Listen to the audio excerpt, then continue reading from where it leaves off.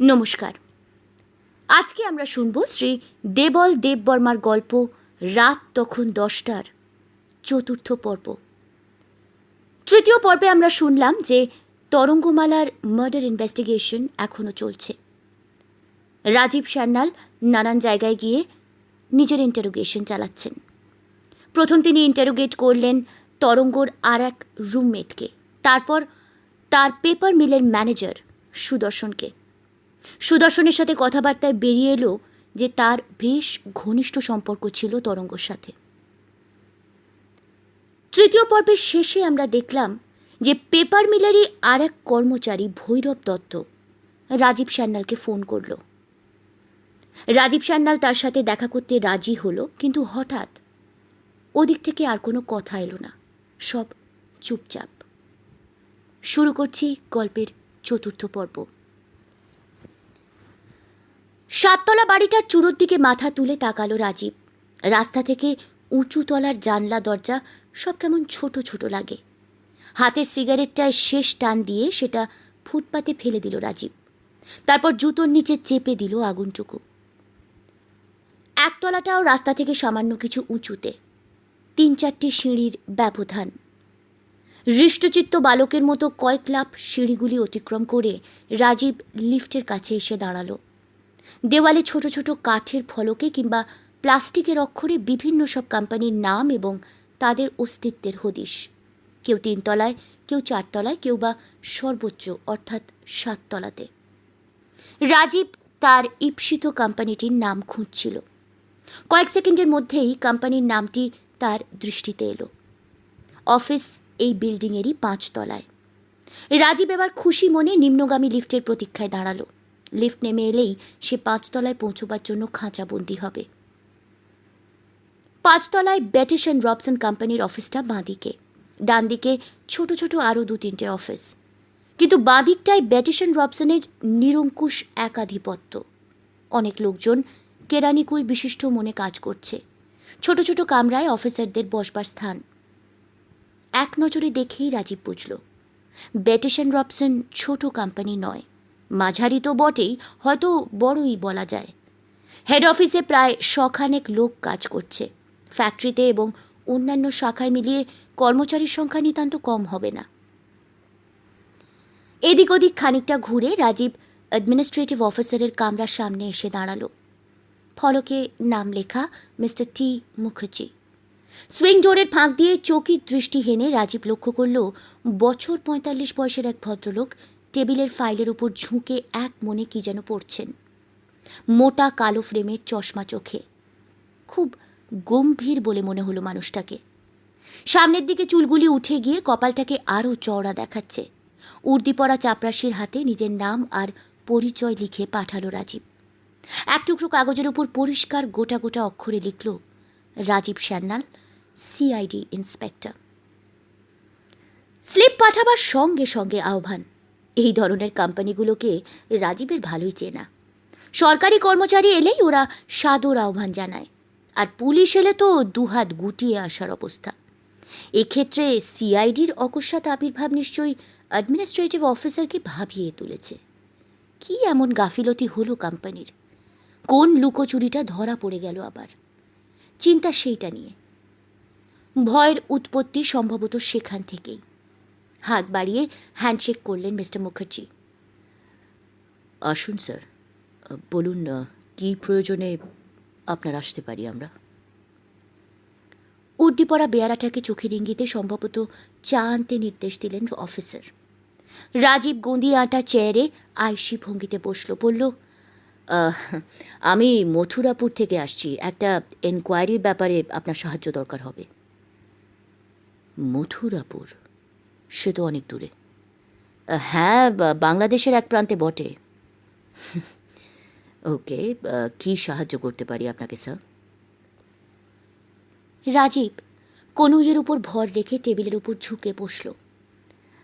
আচ্ছা, মিস সুজাতা দাস বলে এক ভদ্রমহিলা আপনাদের এখানে কাজ করতেন? সুজাতা দাস? হ্যাঁ, মনে পড়েছে বটে।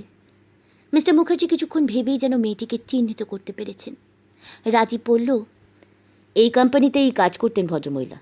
হ্যাঁ হ্যাঁ, আমাদের হেড অফিসেই টেলিফোন অপারেটর ছিল মেয়েটি, কিন্তু সে তো অনেক দিন আগের কথা। হ্যাঁ, অনেক দিন তো হবেই, 2 বছরের বেশি। এখানে চাকরি ছেড়ে দিয়ে উনি ডিকনগর পেপার মিলে চলে যান। তা হবে। মিস সুজাতা দাস কোথায় চলে গেলেন অত আমার মনে নেই। ওর বদলে আরেকটি মেয়েকে নিলাম আমরা। তিনিও বেটার চান্স পেয়ে কোথায় যেন চলে গেলেন। বছরখানেক হলো আরেকজন এসেছেন, তিনিও অবশ্য মিস দাস, সুরভি দাস না কি নাম যেন। আচ্ছা, মিস সুজাতা দাস সম্বন্ধে কিছু প্রশ্ন আছে আমার। উনি এখানের চাকরি কেন ছেড়ে দিয়ে গেলেন বলতে পারেন?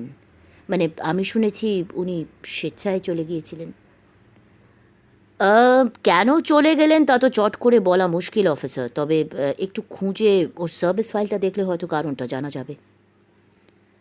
সার্ভিস ফাইলে কী পাবেন আশা করছেন আপনি? মানে ওর রেজিগনেশন লেটারটা দেখতাম, কেন উনি ছেড়ে যেতে চাইলেন তা নিশ্চয়ই লেখা থাকবে সেখানে। কালি কলমে যে কারণেই দর্শানো থাক তাতে আমি ইন্টারেস্টেড নই। আচ্ছা, আপনাদের অফিসে মিস সুজাতা দাসের সঙ্গে কার ঘনিষ্ঠতা ছিল বলতে পারেন? অ্যাডমিনিস্ট্রেটিভ অফিসারকে চিন্তিত মনে হলো। কপালে কুঁচকানো চিন্তার রেখা পড়ল। ভদ্রলোক বললেন, মিস দাসের সঙ্গে কার বন্ধুত্ব ছিল এ কথা তো চট করে বলতে পারছি না। আচ্ছা, দাঁড়ান একটু, একজনের কাছে খোঁজ নিচ্ছি আমি। বেল টিপে বেয়ারাকে ডাকলেন মিস্টার মুখার্জি। ইতিমধ্যে নকশা শোভিত ট্রের উপর চায়ের কাপ সাজিয়ে সে এদিকেই আসছিল। টেবিলের উপর ধুমায়িত চায়ের কাপ রেখে লোকটি চলে যাবে কিনা ভাবছিল। অ্যাডমিনিস্ট্রেটিভ অফিসার ডাকলেন ওকে। ডিসপ্যাচ সেকশনের সুরেশবাবু এসেছেন না? যদি ঘরে থাকেন তো ডেকে আনো ওকে এক্ষুনি। মিস্টার মুখার্জি আদেশ করলেন। একটু পরেই বছর 30-35-এর একটি কালো ছিপছিপে ভদ্রলোক ঘরে এসে দাঁড়ালো। লোকটির চুল সুন্দরভাবে ব্যাকব্রাশ করা। এমনও হতে পারে যে সিট ছেড়ে উঠে আসবার আগেই সে চুলে চিরুনি বুলিয়েছে। লোকটির গলা সুন্দরী মেয়েদের মতো ঈষৎ লম্বা, ডান দিকে ঘাড় কাত করে দাঁড়াবার ভঙ্গি। মিস্টার মুখার্জি বললেন, আচ্ছা, সুরেশবাবু, আমাদের অফিসে মিস সুজাতা দাস বলে একটি মেয়ে কাজ করতো না, telephone operator? Do you remember? দেখা গেল সুরেশবাবু মিস দাসকে ভোলেনি। সামান্য একটি হাসির আলোতে চোখ দুটি উজ্জ্বল দেখালো সুরেশবাবুর।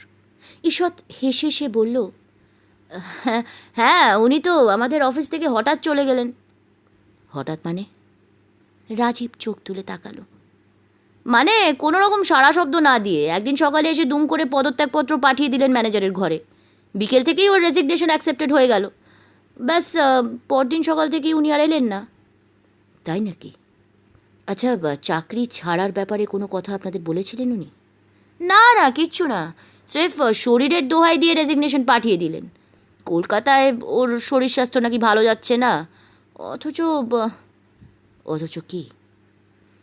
মিসেস দাসের স্বাস্থ্যের গণ্ডগোল আমরা আগে কোনো দিন শুনিনি, কিন্তু মানে বাঙালি মেয়েদের মধ্যে অমন অটুট স্বাস্থ্য আপনি বড় একটা পাবেন না।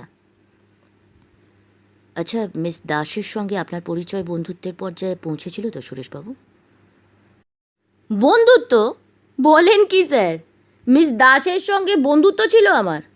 আমি তো তুচ্ছ একজন কেরানি। ব্রিটিশ অ্যান্ড রবসন কোম্পানির কোনো মনসবদারই কখনো মিস দাসের ধারে কাছে ঘেঁষতে পারেননি। কৌতূহল প্রকাশ করে রাজীব বলল, তবু অফিসে যখন কাজ করছেন তখন নিশ্চয়ই কোনো কোনো লোকের সঙ্গে আলাপ পরিচয়টা বেশি থাকবে, আর তার মধ্যেই কোনো একজন বা দুজনের সঙ্গে বন্ধুত্ব তো স্বাভাবিক। কি জানি, আমার তো ঠিক মনে আসছে না স্যার। যতদূর জানি কারো সঙ্গেই মিস দাসের তেমন মানে মাখামাখি ছিল না, তবে হ্যাঁ, একটি মেয়ের সঙ্গে খুব ভাব ছিল মিস দাসের। আমার মনে আছে দুজনে একসঙ্গে বেরোতো অফিস থেকে। তাই নাকি? সে মেয়েটি কী কাজ করে এখানে? কার কথা বলছেন আপনি সুরেশবাবু? অ্যাডমিনিস্ট্রেটিভ অফিসার প্রশ্ন করলেন। ওই স্যার, আমাদের বিল সেকশনের জ্যোৎস্না কর স্যার, আগে যিনি গুহ ছিলেন। উনি এসেছেন আজ? রাজীব জানতে চাইল। হ্যাঁ, এসেছেন বলেই তো জানি। মিস দাসের সঙ্গে একমাত্র ওরই খুব ঘনিষ্ঠতা ছিল। আপনি বরং ওকেই জিজ্ঞাসা করে জেনে নিন। সুরেশবাবু চলে গেলে মিস্টার মুখার্জি বেয়ারাকে আবার পাঠালেন বিল সেকশনের জ্যোৎস্না করকে ডেকে আনতে। রাজীব লজ্জিত হয়েছে এমনি ভাব প্রকাশ করে বলল, আপনার দরকারি সময় কিন্তু অনেকখানি অপচয় হচ্ছে। I am extremely sorry. আরে না না, দুঃখিত হবার কি আছে? আপনি একটা এনকোয়ারি নিয়ে এসেছেন, আপনাকে সর্বতোভাবে সাহায্য করাই তো আমাদের উচিত। কিন্তু স্যার, একটা বিষয় জানতে বড় কৌতূহল হচ্ছে। What exactly is this enquiry about? মানে মিস দাস এনকোয়ারির মধ্যে আসছেন কেন? রাজীব এদিক ওদিক চেয়ে অফিসারের মুখোমুখি হলো, বলল, এনকোয়ারিটা ঠিক মিস দাসের সম্বন্ধে নয়। আপাতত ওর সম্বন্ধে কয়েকটি বিষয় জানবার প্রয়োজন হয়েছে মাত্র। আসল ব্যাপারটা অন্য।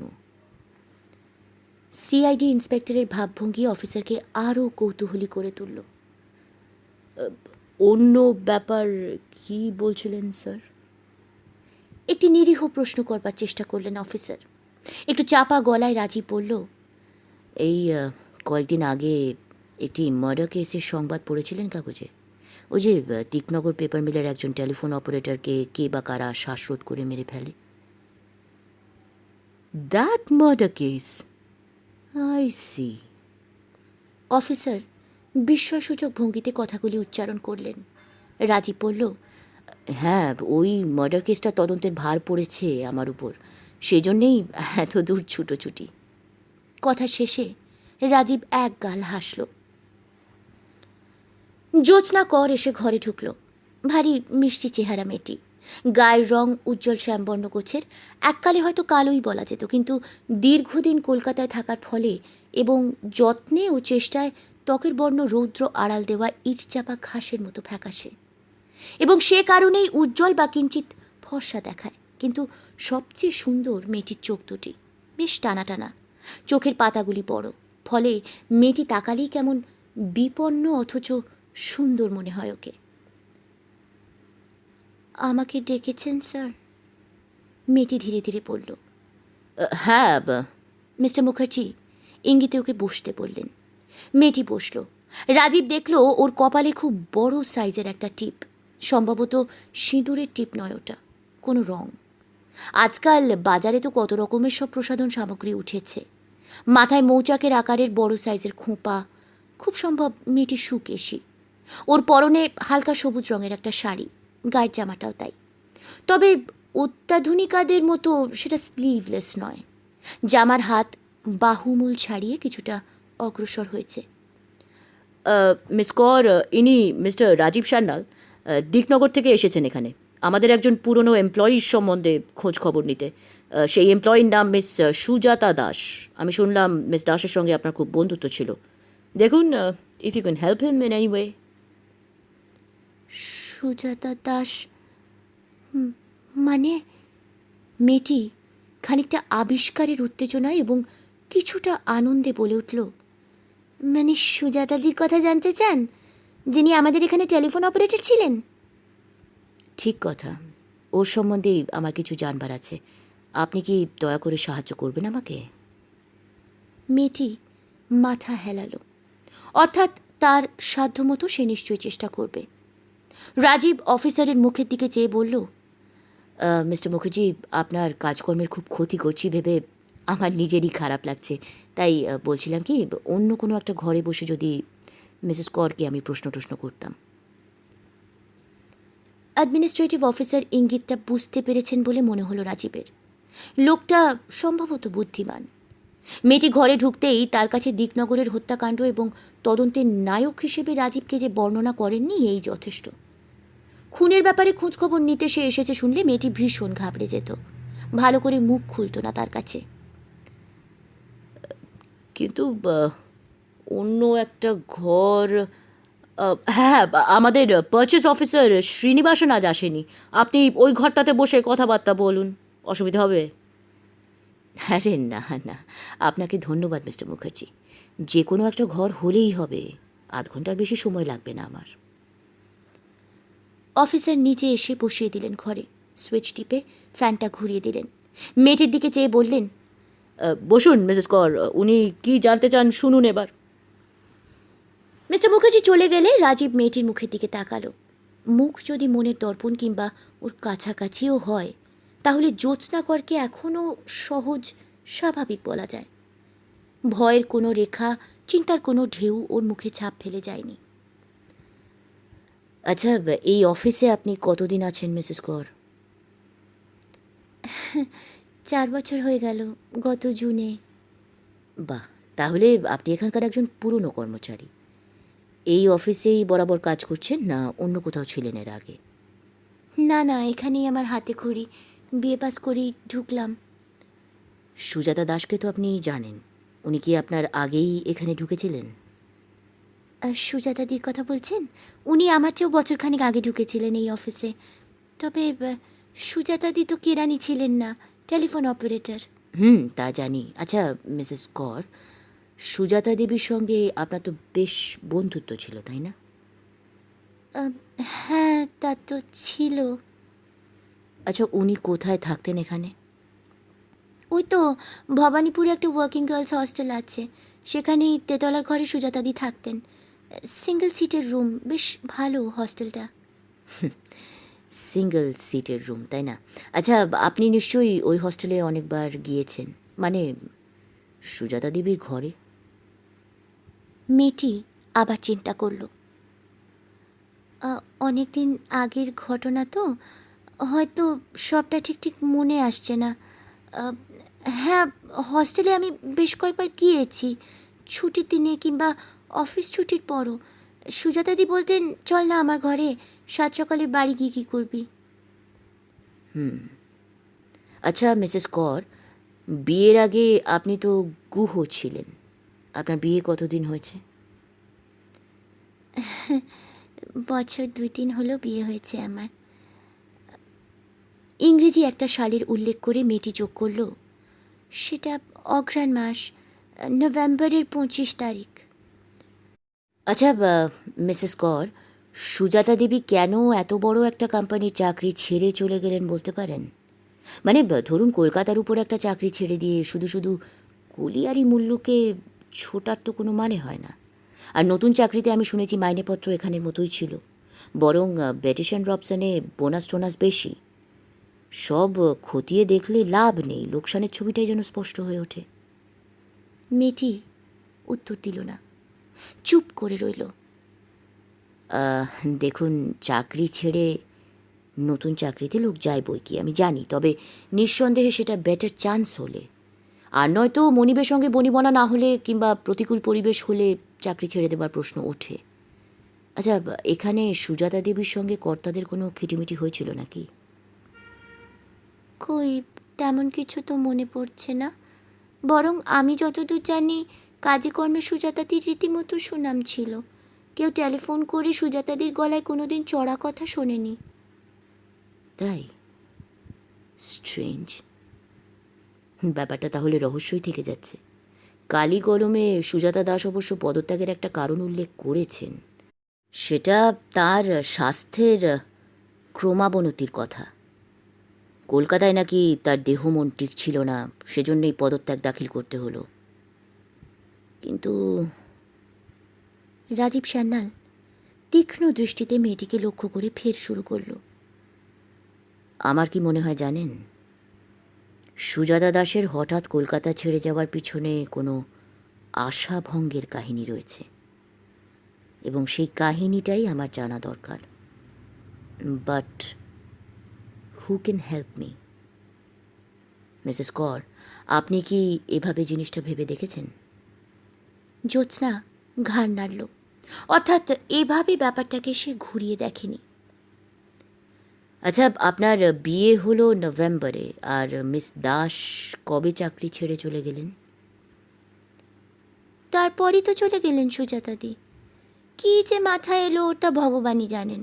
বিয়ের সময় 15 দিন ছুটি নিয়েছিলাম আমি, অফিসে জয়েন করতে এসে শুনলাম সুজাতাদি চাকরি ছেড়ে দিয়েছেন। ওর হস্টেলে গিয়ে আরও অবাক, তারা বলল জিনিসপত্র বেঁধে ছেদে হস্টেল ছেড়ে চলে গিয়েছেন উনি। কোথায় তা অবধি কেউ বলতে পারে না।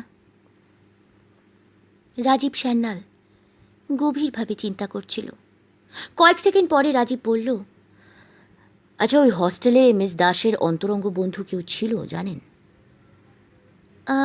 সুজাতাদি তেমন মিশতেন না কারোর সঙ্গে। অন্তরঙ্গতা হবে কেমন করে বলুন?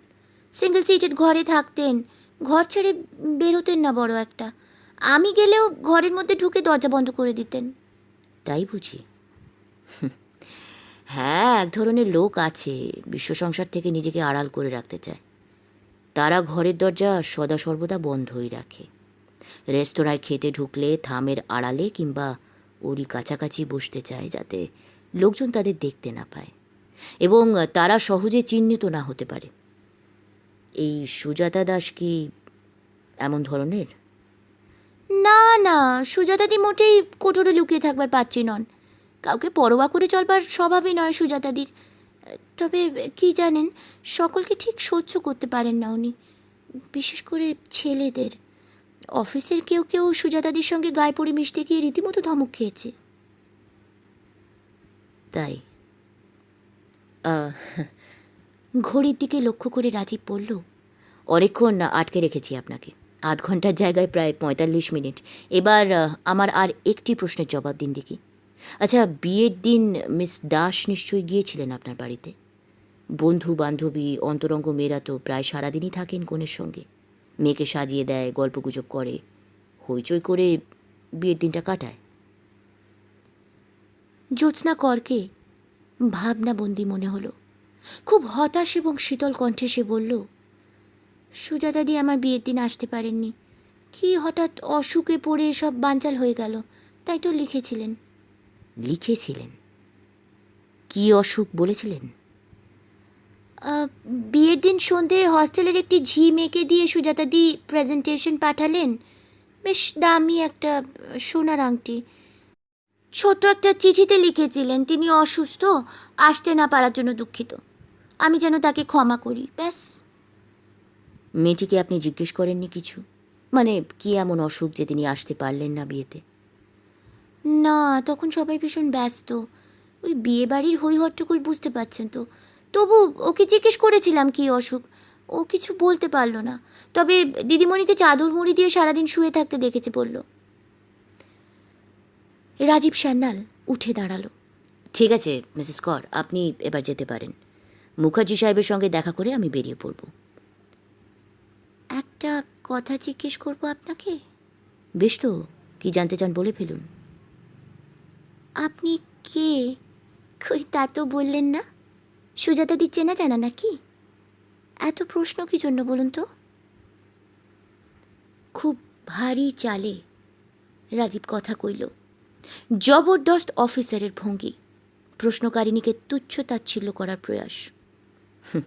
আমার নাম রাজীব সান্যাল, একটু আগেই তো শুনেছেন। দিকনগরে সুজাতা দেবীর সঙ্গে পরিচয় হয়েছে আমার। প্রয়োজন আছে বলেই এত প্রশ্ন করছি আপনাকে। এর বেশি আপাতত জানতে চাইবেন না। ঘর ছেড়ে বেরোবার সময় রাজীব আর একবার তাকালো ওর দিকে। ভারী সুন্দর মুখ, এমন একটা আলগা শ্রী রয়েছে যে ওর দিকে তাকালে ২-১০ সেকেন্ড চেয়ে থাকতে ইচ্ছে হয়। রাজীব হাত তুলে নমস্কার ভঙ্গি করে বলল, আচ্ছা, চলি তাহলে মিসেস কর। হু হু করে ট্রেন ছুটছিল, এক্সপ্রেস গাড়ি প্রায় মাইল ৬০ একটানা দৌড়ে স্টেশনে ধরবে। তার আগে বুড়ি ছুঁয়ে যাবার প্রশ্ন ওঠে না। গাড়ির মধ্যে রাত্রির তরল অন্ধকার। ঘড়ির দিকে তাকালো রাজীব, প্রায় ৭:৩০। ঘণ্টাখানেকের মধ্যেই মথুরাপুরে পৌঁছবার কথা। মাঝে মাঝে হঠাৎ চোখের সামনে ভেসে ওঠা স্টেশনের আলো, লোকজনের কলরব, ঘর বাড়ি কিংবা বিপরীত দিক থেকে সমান্তরাল অন্য লাইনে ধাবমান মাল কিংবা প্যাসেঞ্জার গাড়ির ইঞ্জিনের আর্ত হুইসেল। নইলে অন্ধকারের চাদরে ঢাকা সবুজ ধানক্ষেত, প্রায় ঘুমন্ত ছোট ছোট গ্রাম, অথবা অশরীরী আত্মার মতো বিরাট আকৃতি কোনো গাছের দীর্ঘ ছায়া। আর একটু হলেই ট্রেনটা মিস করত রাজীব। কলকাতায় আজ চরকিবাজির মতো পাক খেয়ে ঘুরেছে সে। ব্যাটেশন রবসন থেকে বেহালায় ছুটতে হয়েছিল তাকে। মিসেস মজুমদারকে কথা দেওয়া ছিল, খুব শীঘ্র তার সঙ্গে দেখা করবে। এত শীঘ্র যে হবে মিসেস মজুমদারও ভাবতে পারেননি। রাজীবকে দেখে রীতিমতো আশ্চর্য হয়েছিলেন। তার মনে হয়েছিল সামনের হপ্তায় সিআইডি ইন্সপেক্টর হয়তো কলকাতায় আসবে, কিন্তু এই যেন না চাইতেই মেঘের দেখা। মিসেস মজুমদারের কাছ থেকে সেই চিঠিটা সংগ্রহ করেছে রাজীব। বাড়ি গিয়ে ম্যাগনিফাইং গ্লাসের সাহায্যে অক্ষরগুলি পরীক্ষা করবে। নিখিলেশের সম্বন্ধে শতপ্রবৃত্ত হয়ে কে এমন সাবধান বাণী উচ্চারণ করতে গেল, কি তার স্বার্থ? তরঙ্গমালার ভালো মন্দে তার কি যায় আসে? ট্রেন ধীরে ধীরে স্টেশনে ঢুকল। পরিচিত গাছপালা, ঘরবাড়ি, শান্ত পৃথিবী। কলকাতার হইচই এতদূর মফস্বলকে এখনো মুখর করতে পারেনি। রাজীব জানলা দিয়ে মুখ বের করে দেখল গাড়ি মথুরাপুরে এসেছে। স্টেশনের প্ল্যাটফর্মে শচীদুলাল দাঁড়িয়ে। রাজীব ওকে লক্ষ্য করে অবাক হলো। আরে কি ব্যাপার শচী? খবর আছে স্যার, নিখিলেশ সেন ছাড়া পেয়েছে। ছাড়া পেয়েছে? তার মানে? ওই জামিনে খালাস পেয়েছে স্যার। রাজীব এক মুহূর্ত চিন্তা করল। শচীর কাঁধে একটা ছোট্ট চাপড় মেরে হেসে বলল, সুসংবাদ দিলে শচীবাবু। ইয়েস, তদন্তের কাজে এবার সুবিধে হবে। সুসংবাদ? বলেন কি স্যার? ধৈর্য ধরো Shachi, just wait and watch. সময় মতো সব জানবে। ভেজানো দরজাটা ঈষৎ ফাঁক হয়ে আবার বন্ধ হয়ে গেল। মনে হলো কে যেন একটু উঁকি দিয়ে সরে গেল দরজার কাছ থেকে। খাটের ওপর শুয়ে রাজীব লক্ষ্য করল ব্যাপারটা। শিকারী মার্জারের মতো ওত পেতে বসবার ভঙ্গি করে সে উঠে বসল। তার কৌতূহল হলো উঠে গিয়ে দেখে আসে, কিন্তু পরে কি ভেবে রাজীব নিরস্ত হলো। ভাবটা দেখাই যাক না, কত দূর আর গড়াবে। দরজার ফাঁক দিয়ে যে মানুষটা উঁকি ঝুঁকি দিচ্ছে সে আর কতক্ষণ আত্মগোপন করে থাকতে পারে? দেখা দেবে বলেই তো এত দূর উজিয়ে এসেছে। লোকটার ভাবভঙ্গি দেখে রাজীবের বরং হাসি পেল। দুপুর গড়িয়ে বিকেল হতে গেল। রাজীব তেমনি বসে সময়টা আন্দাজ করতে চেষ্টা করল। 4টে বাজলে পড়ন্ত রোদ জানলার ফাঁক দিয়ে ঘরের সিলিংয়ের কাছাকাছি পৌঁছয়, কিন্তু রোদ এখনও সিলিংয়ে উঠতে অনেক দেরি। বেলা বড় জোর 3টে কিংবা তার ধারে কাছে। রাজীব পুনরায় দরজার দিকে তাকালো। আশ্চর্য, দরজাটা আবার তেমনি ফাঁক হচ্ছে। এক মাথা কালো চুল, পিটপিটে একজোড়া চোখ এবং সন্দিগ্ধ এক পলক দৃষ্টি চকিত বিদ্যুৎ চমকের মতো একবার দেখা দিয়েই দরজার আড়ালে অদৃশ্য হতে চাইল। দরজাটা আবার বন্ধ হতেই রাজীব বিছানা ছেড়ে উঠল। আর বেশি গড়িমসি করা উচিত হবে না। কে জানে ভয় পেয়ে লোকটা কি করে বসে। হয়তো গুটি গুটি উল্টো মুখে বাড়ির পথ ধরে হাঁটতে শুরু করবে। দুবার দরজা ঠেলেও যে ভিতরে এক পা দিতে সাহস করেনি, সে মানুষটার সৎসাহসের নিতান্ত অভাব। আর ওর ধরন ধারণও যেন কেমনতর। ইচ্ছে করলে কড়া নেড়ে গেরস্থকে আহ্বান জানাতে পারত সে, কিংবা দরজা ঠেলেই মুখ বাড়িয়ে নিজেকে ঘোষণা করতে চেষ্টা করা সহজসাধ্য ছিল। কিন্তু লোকটা এর কোনোটাই করেনি। দরজা ঠেলতেও ওর দ্বিধা এবং কিছুটা শঙ্কাও বটে। আর কড়া নেড়ে নিজের উপস্থিতি জানাতে ওর সাহসে কুলোয়নি। রাজীব ভুরু কুঁচকে কি যেন আন্দাজ করতে চাইল। লোকটাকে ভালো করে দেখবার আগেই বোঝা যায় সে দ্বিধাগ্রস্ত। মনের মধ্যে একটা লুকোচুরি ভাব এবং সম্ভবত আত্মপ্রকাশ করতে ও কিছুটা অরাজি। দরজা খুলেই রাজীব লোকটিকে দেখতে পেল। পরনের সদ্য পাট ভাঙা ধুতি, ঊর্ধ্বাঙ্গে ঘি রঙের একখানা শার্ট। সেটা সিল্ক কিংবা অন্য ওই ধরনের কিছু হবে। লোকটির মুখে বসন্তের দাগ। কিছুক্ষণ আগে পান খেয়েছিল বলে ঠোঁটটা এখনো সামান্য লাল। চুলগুলি পরিপাটি করে আঁচড়ানো। বোধহয় কেশ পরিচর্যায় ও কিঞ্চিত শৌখিন, কারণ খুব মিষ্টি সুগন্ধি তেলের একটা সুবাস রাজীবের নাকে এসে লাগলো। লোকটির পায়ে খুব সুদৃশ্য একজোড়া স্যান্ডেল। ওর চেহারা এবং বেশবাসের সঙ্গে পাদুকা জোড়া বেশ মানানসই। রাজীবকে দেখেই লোকটি একটা কাঁচুমাচু ভঙ্গি করে নমস্কার জানাবার চেষ্টা করল। খুব বিনীত এবং লজ্জিত একটি হাসি ওর ঠোঁটে ধীরে ধীরে ফুটে উঠল। কি চান মশাই? রাজীব সরাসরি জানতে চাইল। ইয়ে, আপনার সঙ্গে স্যার একটু কথা ছিল আমার। বেশ তো, ভিতরে আসুন। মানে ইয়ে, আর কেউ ভেতরে যদি থাকেন তাহলে। ওহো আচ্ছা, উঁকি দিয়ে তাই দেখছিলেন বুঝি? কেউ ভিতরে থাকলে বোধহয় অ্যাবাউট টার্ন করে হাঁটা দিতেন। আগে না স্যার, তাহলে চুপচাপ দাঁড়িয়ে থাকতাম কিছুক্ষণ। আপনি ফাঁকা হলে আসতাম কাছে। কিন্তু এত ঢাক ঢাক ব্যাপার কিসের মশাই? কি বলবেন আপনি? কি বার্তা? ইয়ে মানে ব্যাপারটা একটু প্রাইভেট, অর্থাৎ গোপনীয় ছিল স্যার। আপনি যদি মন দিয়ে শোনেন। শুনবো বই কি। কথা বলবেন বলে আপনি এতক্ষণ ধরে উঁকি ঝুঁকি দিচ্ছেন, আর আমি কি তা না শুনেই আপনাকে যেতে বলতে পারি? কৌতূহল বস্তুটা তো আমার দেহেও কিছুটা আছে মশাই। রাজীব কথা শেষ করে ওর দিকে তীর্যক দৃষ্টিতে তাকালো। লোকটি কিছু বলবে মনে করে সম্ভবত প্রস্তুত হচ্ছিল এবং হয়তো সাহস সঞ্চয় করছিল অন্তরে। হঠাৎ রাজীব বলল, আচ্ছা মশাই, আপনি কোথা থেকে আসছেন বলুন তো? দিকনগর থেকে নাকি? লোকটি মাথা হেলালো, অর্থাৎ সে ওখান থেকেই রওনা হয়েছে। আই সি, বুঝতে পেরেছি মশাই, আপনি তো সেই মহৎ ব্যক্তি। আপনার সঙ্গে তো পরশুদিনই এক দফা আলাপ হয়েছে আমার। ধরা পড়বার ঠিক আগের মুহূর্তে দোষীর মুখখানা যেমন নিষ্পন্দ শক্ত দেখায়, তেমনি মনে হলো ওকে। একটা অব্যক্ত ধ্বনি প্রকাশ করে লোকটি যেন সহজ হতে চাইল। রাজীব বলল, আপনি তো কালকেও এসেছিলেন তাই না ভৈরববাবু? কি, নামটা ঠিক বলেছি না ভুল হয়েছে আমার? আপনার ভুল হবে কি যে বলেন স্যার, মুখ দেখলেই মনের কথা জানতে পারেন আপনি। লোকটি প্রায় স্তুতি করতে শুরু করলো।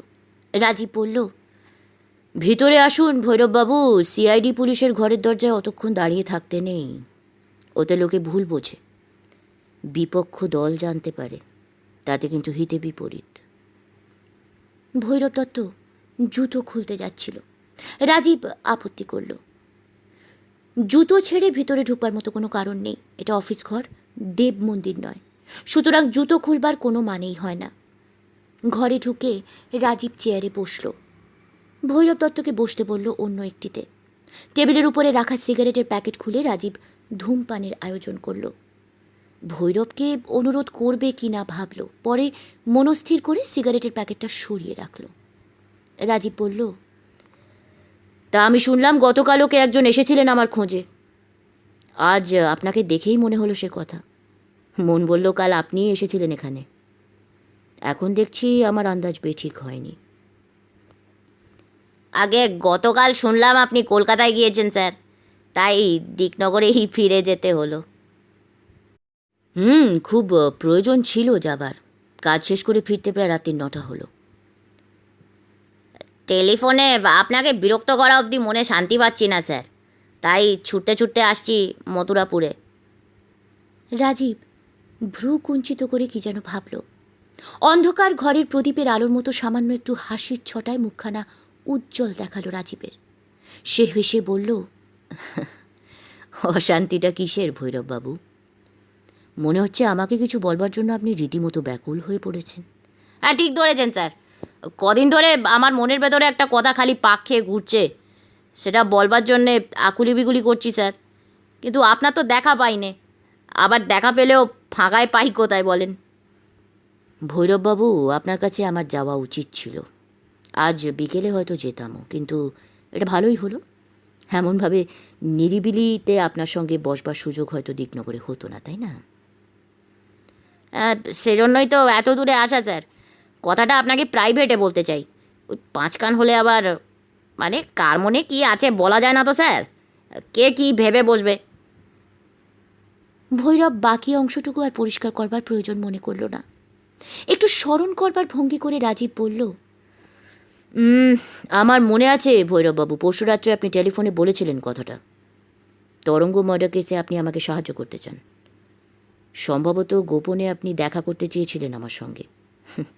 মানে ওই প্রাইভেট। হ্যাঁ স্যার, ঠিক মনের কথাটা বলেছেন। কত সহজে বুঝে ফেলেছেন আমাকে, দেখেছেন তো। কিন্তু ভৈরববাবু, একটা কথা আমি ধরতে পারছি না। তরঙ্গ খুন হলো শনিবার রাত্রে, আপনি আমাকে ফোন করলেন মঙ্গলবার সন্ধ্যের পর। এর আগে আপনি চুপচাপ ছিলেন কেন? ইচ্ছে করলে তো সোমবার দিনই আমাকে ফোন করতে পারতেন। আমি জানতাম স্যার এই প্রশ্নটা আপনি করবেন। ঈশ্বরের দিব্যি করে বলতে পারি, ভৈরব দত্ত আপনার সামনে একটি মিথ্যে কথা বলবে না। তরঙ্গ খুন হয়েছে জানবার পর কথাটা আমি দারোগাবাবুকে বলবো ভেবেছিলাম। তাহলে সুব্রতকে বলেননি কেন? সাহসে কুলোয়নি স্যার। মেয়েটা খুন হয়েছে শুনে মনে ভীষণ ভয় হলো। খুনের ব্যাপারে মাথা গলাতে গিয়ে শেষে না ফ্যাসাদে পড়ি। তাই ভাবলাম কি দরকার এ নিয়ে কিছু বলবার। অন্ধকার রাতে কি দেখেছি না দেখেছি, দিন মানে তা কি হলপ করে বলা যায় স্যার, বলুন? তো পরে বুঝি মন বদলে গেল? তা যা বলেছেন স্যার, মঙ্গলবার সকাল থেকেই মনটা চঞ্চল হয়ে উঠলো আমার। ভাবলাম কথাটা চেপে যাওয়া ঘোরতর অন্যায় হবে। আমি যা দেখেছি, যতটুকু জানি তাই হয়তো খুনের তদন্ত করতে মস্ত সহায় হবে। কি থেকে কি যে হয় তা তো কেউ বলতে পারে না স্যার। নিশ্চয়ই, অন্তত মার্ডার কেসে ও কথাটা ভীষণ খাটে। কোথা থেকে কি যে হয় তা বলা মুশকিল। এই ধরুন আপনি এত দূর ছুটে এসেছেন আমাকে একটা সংবাদ দিতে। উদ্দেশ্য মহৎ, সহকর্মিনীর হত্যা রহস্য উদ্ঘাটন করতে পুলিশকে সাহায্য করতে চান। কিন্তু এমনও তো হতে পারে ভৈরববাবু যে আপনার এই দৌড়ে আসার ব্যাপারটা একেবারেই আকস্মিক নয়, সমস্তটাই পূর্ব পরিকল্পিত। হয়তো তরঙ্গমালা খুন হবার আগেই এ প্ল্যান তৈরি হয়ে আছে। ভৈরবের মুখখানা ঈষৎ ফ্যাকাশে দেখালো। ভীত শীতল কণ্ঠে সে বলল, বিশ্বাস করুন স্যার, ঈশ্বরের দিব্যি আমার মনে কোনো ফন্দি টন্দি নেই। এই কথাটাই আমি আগে ভেবেছিলাম স্যার, খবর দিতে গিয়ে যেন নিজে না ফেঁসে যাই। বাঘে ছুলে 18 ঘা, পুলিশে একবার সন্দেহ করলে তা থেকে নিস্তার নেই স্যার। আরে না মশাই, কে আপনাকে সন্দেহ করছে? স্রেফ কথার ছলে বলা। ঘাবড়াবেন না, কি বলবেন বলুন। দেখবেন স্যার, আপনি ভরসা আমার, গরিবকে যেন ফাঁসিয়ে দেবেন না আবার। এ কথা আমি এখনও পর্যন্ত কারো কাছে ভাঙিনি, এমনকি ম্যানেজার বাবুর কাছেও নয় স্যার। মানে 5 কান করবো না বলেই নিরিবিলিতে আপনার সঙ্গে বসতে চেয়েছি। আপনি নিশ্চিন্ত থাকুন, রাজীব আশ্বাস দিল। ধীরে ধীরে মুখের চেহারাটা বদলালো ওর। এখন সিরিয়াস মনে হচ্ছে ওকে। হালকা পরিহাস তরল কণ্ঠস্বর বদলে রাজীব প্রশ্ন করল, বলুন ভৈরববাবু, সে রাত্রে আপনি কি দেখেছিলেন? যা মনে আসে সবটুকু বলবেন, বিচার বিবেচনা করে বলবার চেষ্টা করবেন না কিন্তু।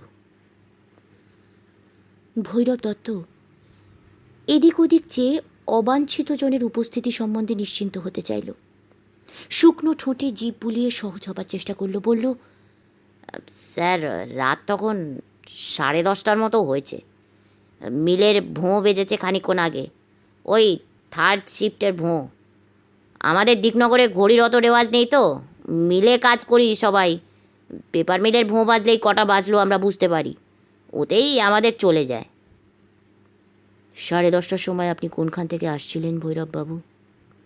বলছি স্যার, ওই সন্ধ্যের সময় সাহেব একবার মথুরাপুর স্টেশনে পাঠিয়েছিলেন আমাকে। মথুরাপুরে? কেন বলতে পারেন? ওই সন্ধ্যে 7টার ফার্স্ট প্যাসেঞ্জারটায় মেম সাহেবের আসবার কথা ছিল স্যার। সাহেব সকালবেলায় আমায় বললেন ডেকে, গাড়ি নিয়ে মথুরাপুর যেতে হবে। এই কাজে কি আপনিই বরাবর যান? ম্যানেজার সাহেব নিজে যান না স্ত্রীকে রিসিভ করতে? নিজে যাবেন কি করে? মেম সাহেবের আসার কি ঠিক আছে স্যার? মানে কথাটা আপনাকে প্রাইভেটে বলছি, দেখবেন আবার যেন 5 কান না হয়। ওই ম্যানেজার সাহেব জানতে পারলে আমার চাকরিটা যাবে। ছেলে বউ নিয়ে পথে বসবো তখন। 5 কান কেন হতে যাবে? আপনি নিশ্চিন্তে বলে যান। মানে কি জানেন স্যার, বড় বাড়ির ব্যাপার স্যাপারই আলাদা। স্বামী রইলেন এত দূরে পড়ে, স্ত্রী থাকবেন তার পিত্রালয়ে। আমাদের মেম সাহেবের মনমর্জি বোঝা দায় স্যার, কোনো স্থিরতা নেই মতের। এই খবর পাঠালেন দিকনগর রওনা হচ্ছেন, সাহেবের বাংলোতে সাজো সাজো রব, গাড়ি নিয়ে স্টেশনে ছুটছি। ওদিকে কলকাতায় তার মত বদলে গেল, হয়তো ফেঁসে গেলেন কোনো বন্ধু টন্ধুর পাল্লায়, দিকনগর যাওয়া শিখে উঠল। সেদিন সন্ধ্যের সময় আপনি মথুরাপুরে গেলেন মেম সাহেবকে রিসিভ করতে। কোন ট্রেনে আসার কথা ছিল? আগে ওই সন্ধ্যে 7টার ফার্স্ট প্যাসেঞ্জারটায়। মানে কলকাতায় 3:30টার সময় যেটা ছাড়ে? হ্যাঁ স্যার, আমি স্টেশনে পৌঁছবার 2-4 মিনিটের মধ্যেই গাড়িটা এলো। কিন্তু তিনি এলেন না, তাই তো? না, এসেছিলেন স্যার, তবে ফার্স্ট প্যাসেঞ্জারে নয়। ওই সাহেবকে আমি স্টেশনের কাছের একটা দোকান থেকে টেলিফোন করলাম। তো লোকটা আমাদের মিলের সাপ্লায়ার, ফোন ব্যবহার করতে চাইলে আপত্তি করে না। কি বললেন ম্যানেজার সাহেবকে? মেসেজ আসেননি? ঠিক তাই স্যার, উনি শুনে প্রথমে কিছু বললেন না, পরে শুধু বললেন আচ্ছা। তারপর? স্যার, আমার কিন্তু মনে হলো পরের ট্রেনটা দেখে যাওয়া উচিত। মেম সাহেবের খেয়াল খুশির অন্ত নেই যদি সন্ধ্যের এক্সপ্রেসটায় উঠে বসেন। স্টেশনে এসে গাড়ি না পেলে কাউকে আর আস্ত রাখবেন না, রণরঙ্গিনী মূর্তিতে নেচে বেড়াবেন। বলে যান ভৈরববাবু, থামলে চলবে না। তা 8:30টার এক্সপ্রেসটায় মেম সাহেব নামলেন স্যার। আমি নমস্কার করে দাঁড়াতেই উনি খুশি হয়ে একটু হাসলেন। দুপুরে ঘুমিয়ে পড়েছিলেন বলে 3:30টার প্যাসেঞ্জারটা ধরতে পারেননি, নইলে আগেই এসে পৌঁছতেন। তাহলেও তো দিকনগরে ফিরতে আপনাদের 9:30টার বেশি হওয়া উচিত নয়। না না, 9:30 কেন স্যার? আমাদের মিলের নতুন কেনা সাদা গাড়িটা নিয়ে গেছিলাম তো। রাতে পথঘাট ফাঁকা, গাড়ি প্রায় পাখির মতো উড়ে এলো। তারপর আপনি মেম সাহেবকে পৌঁছে দিলেন বাংলোতে, তাই তো? না স্যার, ওই দিকনগর বাজারের কাছে আমি নেমে গেলাম গাড়িটা থেকে। গাড়ি মেম সাহেবকে নিয়ে বাংলোর দিকে চলে গেল। তার মানে বাজারের কাছে আপনি হঠাৎ নামতে গেলেন কেন? এটা অবশ্যই প্রাইভেট নয় স্যার, প্রায় সকলেই জানে। মানে এই মাঝে মধ্যে একটু খাই স্যার। হাতের আঙুলের সাহায্যে ভৈরব ছোট্ট একটি গিলাসের আকৃতি রচনা করতে চেষ্টা করল। গাড়ি ছেড়ে আপনি তাহলে ওয়াইন শপে ঢুকলেন? ওই শপই বলুন আর বাড়ি বলুন স্যার, দিকনগরে এই একটি সবেদন নীলমণি, আমাদের মতো 2-5 জনের আশা ভরসা আর কি। কোন দোকানটা বলুন তো? আগে আমাদের বীরেনের দোকানটা স্যার। তবে দোকানটা চালু, বোতলের ভালো জিনিস থেকে চোলাই মদ পর্যন্ত সব কিছু ওর দোকানে থাকে। আবার পেছন দিকে ছোট্ট একটা ঘরও আছে। ওই নিঃশব্দে 2-4 ঢোক গিলে বেরিয়ে পড়ুন, কাকপক্ষীতে টের পাবে না স্যার। কতটা মদ গিলেছিলেন ওর দোকানে? বেশি নয় স্যার, ঈশ্বরের দিব্যি করে বলছি। ওই ম্যানেজার সাহেব 10টা টাকা দিয়েছিলেন আমাকে। কোথাও পাঠালে মাঝে মধ্যে এমনি দেন উনি, 10-20 টাকা ওর হাতের ময়লা স্যার। তাহলেই বিবেচনা করুন 10টা টাকায় কতখানি মাল হতে পারে। বীরেন শালা এমনিতে ভালো, কিন্তু পয়সা কড়ির ব্যাপারে চামার। কানা আধলাও ধার দেবে না। ওর দোকান থেকে কটার সময় বেরিয়েছিলেন মনে আছে? ও বললাম না স্যার, ওই 10:30টার মতো রাত হবে। ওই 3rd শিফটের ভোঁটা খানিক আগেই বেজেছে। কি অন্ধকার রাত স্যার, কি বলবো আপনাকে। পথঘাট নির্জন হয়ে এসেছে। বাজারটা ছাড়িয়ে যেতেই দুপাশ ফাঁকা, কোথাও সারা শব্দ নেই। কেবল আমাদের মিলের বয়লারটার হিস হিস শব্দ কানে আসতে লাগলো। তারপর কি দেখলেন বলুন তো? স্যার, ওই সুধামুড়ির মোড়টার কাছে আমি একটা লোককে যেতে দেখলাম। কোথায় যেতে দেখলেন? লোকটা বাজারের দিকে যাচ্ছিল। আপনি ওই মোড়টার কাছেই লোকটাকে দেখলেন? হ্যাঁ স্যার, লোকটা খুব তাড়াতাড়ি হেঁটে আমাকে পেরিয়ে চলে গেল। ওকে আপনি দিকনগরে আগে কখনো দেখেছেন বলে মনে হয়? কোনো দিন না স্যার। লোকটা হয়তো কোনো কাজে যাচ্ছিল বাজারের দিকে।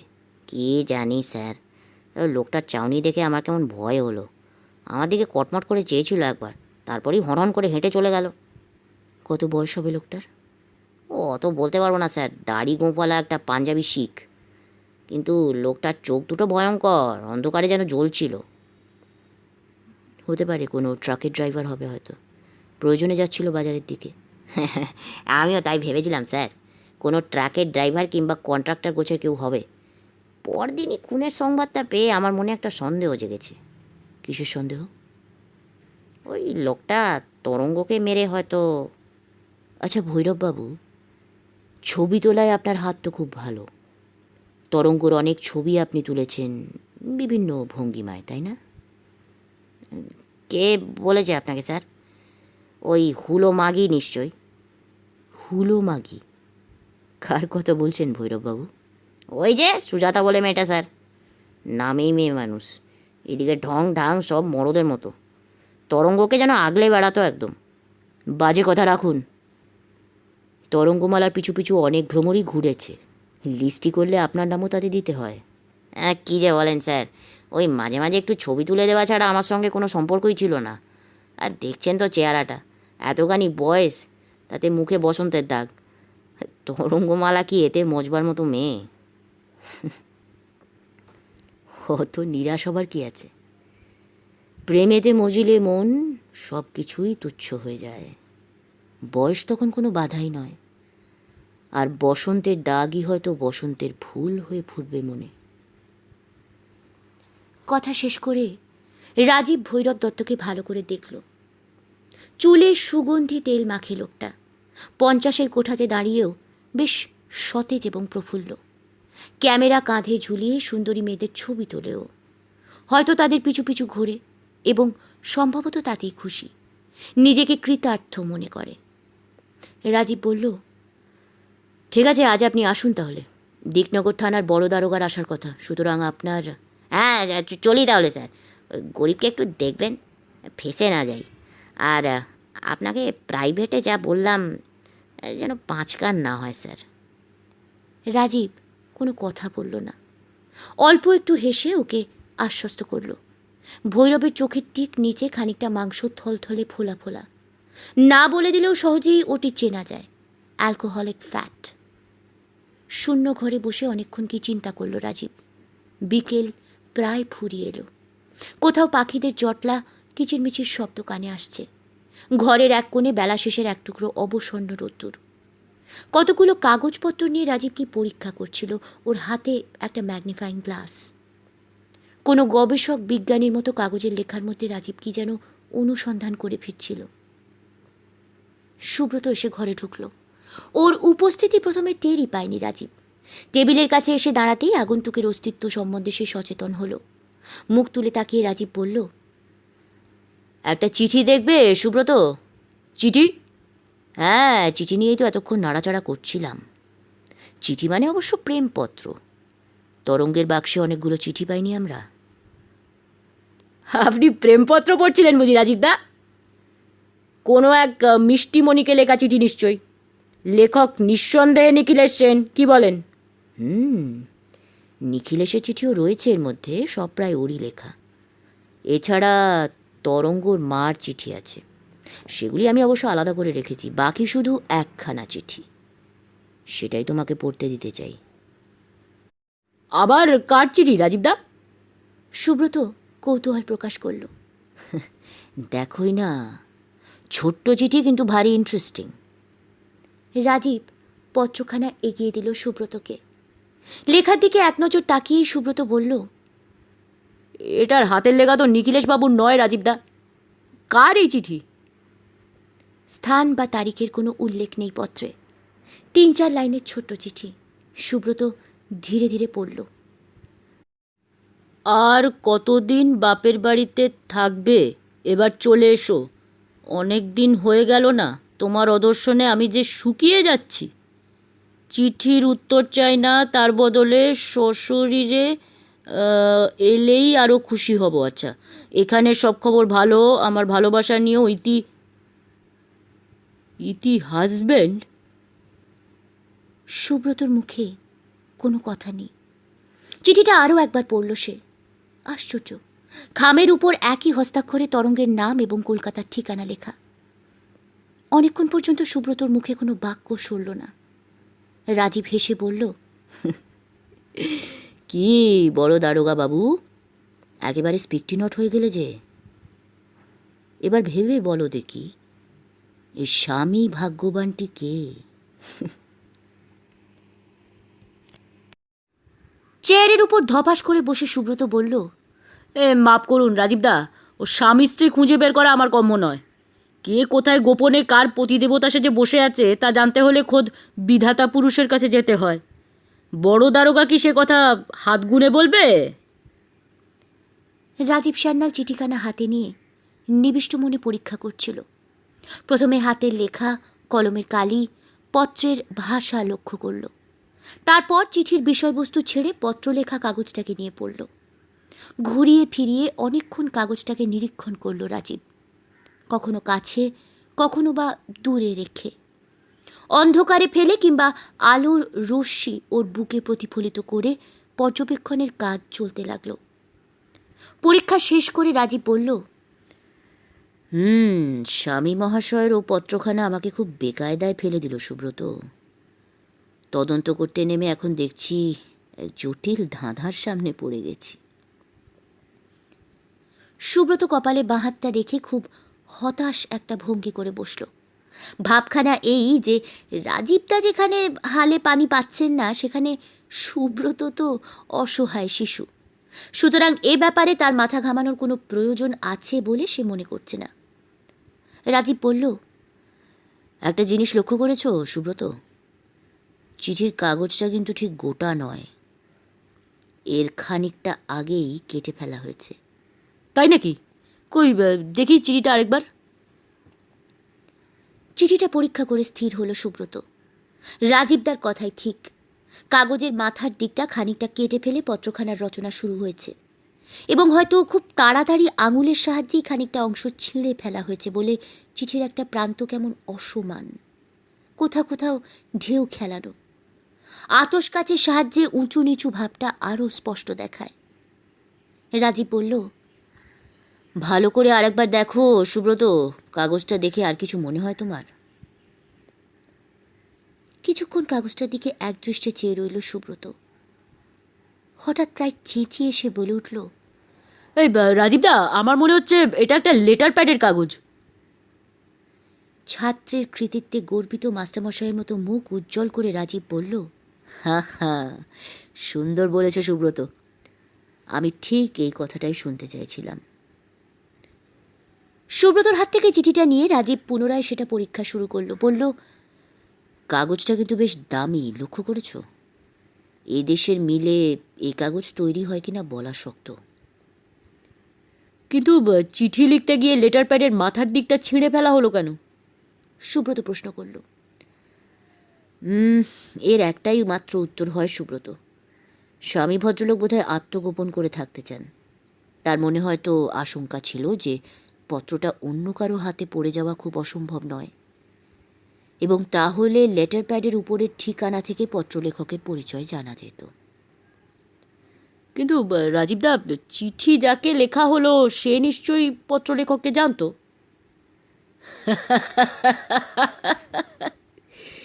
কি যে তুমি বলো না সুব্রত, হাজবেন্ড তার বউকে চিঠি দিচ্ছে, আর বউ কিনা সেই পরম গুরুর পরিচয় জানবে না? হঠাৎ রাজীবের কপালে দু একটি কুঞ্চিত রেখা দেখা দিল। অল্প কিছুক্ষণ চিন্তিত দেখল ওকে। কপালের কুঁচকানো রেখা কটি মিলিয়ে যেতেই রাজীব বলতে শুরু করল, অবশ্য তুমি যা বলতে চাইছো সুব্রত, তাও খানিকটা ঠিক হতে পারে। তরঙ্গর বাক্সে এই হাজবেন্ড ভদ্রলোকের চিঠি মাত্র একটাই, সন তারিখ কিছু নেই পত্রে, এবং খামের উপর শিলমোহরের দাগ থেকেও তারিখটা ঠিক পড়া যায় না। সম্ভবত তরঙ্গ বেশ লম্বা একটা ছুটি কাটাচ্ছিল ওর মায়ের কাছে, এই সময় চিঠিখানা লেখা হয়েছে তরঙ্গকে। ভুয়ো প্রেমিক সেজে কেউ তরঙ্গকে এমনি উড়ো চিঠি যে লেখেনি, এ কথা কিন্তু জোর দিয়ে বলা যাচ্ছে না। রাজীবদা, আর একটা জিনিস মনে হয়েছে আপনার, চিঠিটা বড্ড ছোট না? অমন সুন্দরী মেয়েকে এই একরত্তি চিঠি লিখে কি মনের কথা জানানো যায়? আরে, এটা ভারী সুন্দর বলেছ বড়বাবু। চিঠিখানা সত্যি বড় ছোট। লোকটা দেখছি শুধু হাজবেন্ডই, তরঙ্গের প্রেমিক নয়। প্রেমিক কখনো এতটুকু চিঠি লিখে ক্ষান্ত হবে না। আর একটা কথাও আমার মনে আসছে সুব্রত, চিঠিখানা যেন এক নিঃশ্বাসে লেখা। এর থেকে দুটো সিদ্ধান্তে আসা যায়। সুব্রত কৌতূহলের সঙ্গে রাজীবের সিদ্ধান্তের কথা জানবার জন্য তাকিয়েছিল। গলা পরিষ্কার করে রাজীব বলল, চিঠি লেখার ধরন দেখে মনে হয় ভদ্রলোক ভীষণ ব্যস্ত মানুষ, কোনো মতে দুছত্র লিখে পাঠিয়েছেন। তা না হলে হয়তো বাংলা গদ্যে পত্র রচনায় তার অনভ্যেস। কলম দিয়ে কালি সরলেও অক্ষর যেন সরে না, দেখো। কিন্তু তদন্তের ব্যাপারে এই চিঠিটা কি খুব কাজে লাগবে রাজীবদা? একটা কথা বলবো সুব্রত, কোন বস্তুটি তদন্তের কাজে লাগবে আর কোনটি অপ্রয়োজনীয়, তা এখনো বলার সময় আসেনি। আচ্ছা সুব্রত, একটা প্রশ্ন তোমার মনে হয়? কি প্রশ্ন রাজীবদা? এই মার্ডার কেসের মূল কথা যেটা, অর্থাৎ মোটিভ বিহাইন্ড দ্য মার্ডার, আমার মনে হয় এর উত্তরটা এখনো ঠিক পরিষ্কার হয়নি। আপত্তি জানিয়ে সুব্রত বলল, মোটিভ পরিষ্কার হয়নি এ কথা জোর করে কি বলা যায় রাজীবদা? আপনি যদি নিখিলেশকে খুনি বলে সাব্যস্ত করেন তাহলে motive for murder is as clear as daylight. তার মানে তুমি আরেকটু প্রাঞ্জল হও সুব্রত। না, আমি বলতে চাই তরঙ্গের সঙ্গে নিখিলেশের বেশ ঘনিষ্ঠতা, মানে এই প্রেম টেম ছিল আর কি। এর যথেষ্ট প্রমাণ আমাদের হাতে কিন্তু আছে। তরঙ্গের মা স্বীকার করেছেন কলকাতায় নিখিলেশ এবং তার মেয়ে দুজনে এখানে ওখানে ঘুরতো। হ্যাঁ, আমি স্বীকার করে নিচ্ছি সুব্রত, দুজনের মধ্যে নিবিড় ঘনিষ্ঠতা হয়েছিল। বেশ, তাহলে আপনি একথাও স্বীকার করুন যে তরঙ্গ আরও অনেকের সঙ্গে মেলামেশা করত এবং অনেকেই তার সঙ্গ কামনা করেছে, তাই না? এদের কারো কারো সঙ্গে তরঙ্গ যে প্রেমের অভিনয় করেনি এ কথা আপনি বলতে পারেন না। না, আমি তো সে কথা বলতে চাই না সুব্রত। তো অন্য পুরুষের সঙ্গে তরঙ্গের ঘনিষ্ঠতা, ভাব ভালোবাসার গল্প নিখিলেশের কানে যে পৌঁছয়নি এ কথা কি বলা যায় রাজীবদা? বিশেষ করে এখন স্পষ্ট দেখা যাচ্ছে আর একজনের সঙ্গে তরঙ্গের ঘনিষ্ঠতাটা প্রেমের অধিক হয়ে প্রায় দাম্পত্য সম্পর্কের রূপ নিয়েছিল। তরঙ্গের এই গোপন অভিসার এবং প্রেমলীলার কথা নিখিলেশের কানে কি না গিয়েছে? আর প্রবঞ্চিত পুরুষের মনে যে দাহের সৃষ্টি হয় তা কি উন্মত্ত প্রতিহিংসার রূপ নিতে পারে না রাজীবদা, বলুন? হ্যাঁ, পারে বই কি সুব্রত। সেজন্যই তো বলছিলাম হাজবেন্ডের লেখা এই চিঠিখানা আমাকে ভাবিয়ে তুলেছে। সিগারেটটা কখন যেন নিভে গিয়েছিল। রাজীব খেয়াল করেনি। টেবিলে রাখা লাইটারটা তুলে সিগারেটের মুখে সে অগ্নিসংযোগ করল। প্রথম চোটে দম শেষ করা এক টানে বেশ খানিকটা ধোঁয়া উদরস্থ করে রাজীব তাকালো। সুব্রতের চিন্তাক্লিষ্ট মুখখানার দিকে চেয়ে রাজীব বলল, নিখিলেশকে ধরো আমরা নির্দোষ বলে মেনে নিলাম, তাহলে খুনিকে নিশ্চয়ই অন্য কেউ, এবং সম্ভবত তরঙ্গের পরিচিত কোনো জন এই হত্যাকাণ্ডের সঙ্গে সংশ্লিষ্ট। শুধু পরিচিত বললে হয়তো ঠিক বলা হবে না রাজীবদা, সে নিশ্চয়ই তরঙ্গের প্রণয় প্রার্থীদেরই একজন।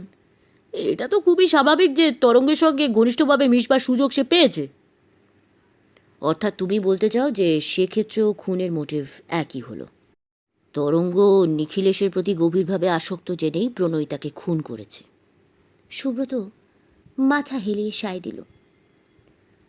বেলা মরে গিয়ে কখন সন্ধে নেমেছে বাইরে। অন্ধকার ঘন হয়ে ছড়িয়ে পড়েছে চতুর্দিকে। কোথায় দূরে শাঁখে ফু দিচ্ছে মেয়েরা। ঘরে ঘরে সন্ধ্যা প্রদীপ জ্বালাচ্ছে। চেয়ার ছেড়ে উঠে সুইচ টিপে ঘরের আলোটা জ্বালিয়ে দিল রাজীব। চাকরকে ডেকে 2 কাপ চায়ের জন্য বলে আবার চেয়ারে এসে বসল।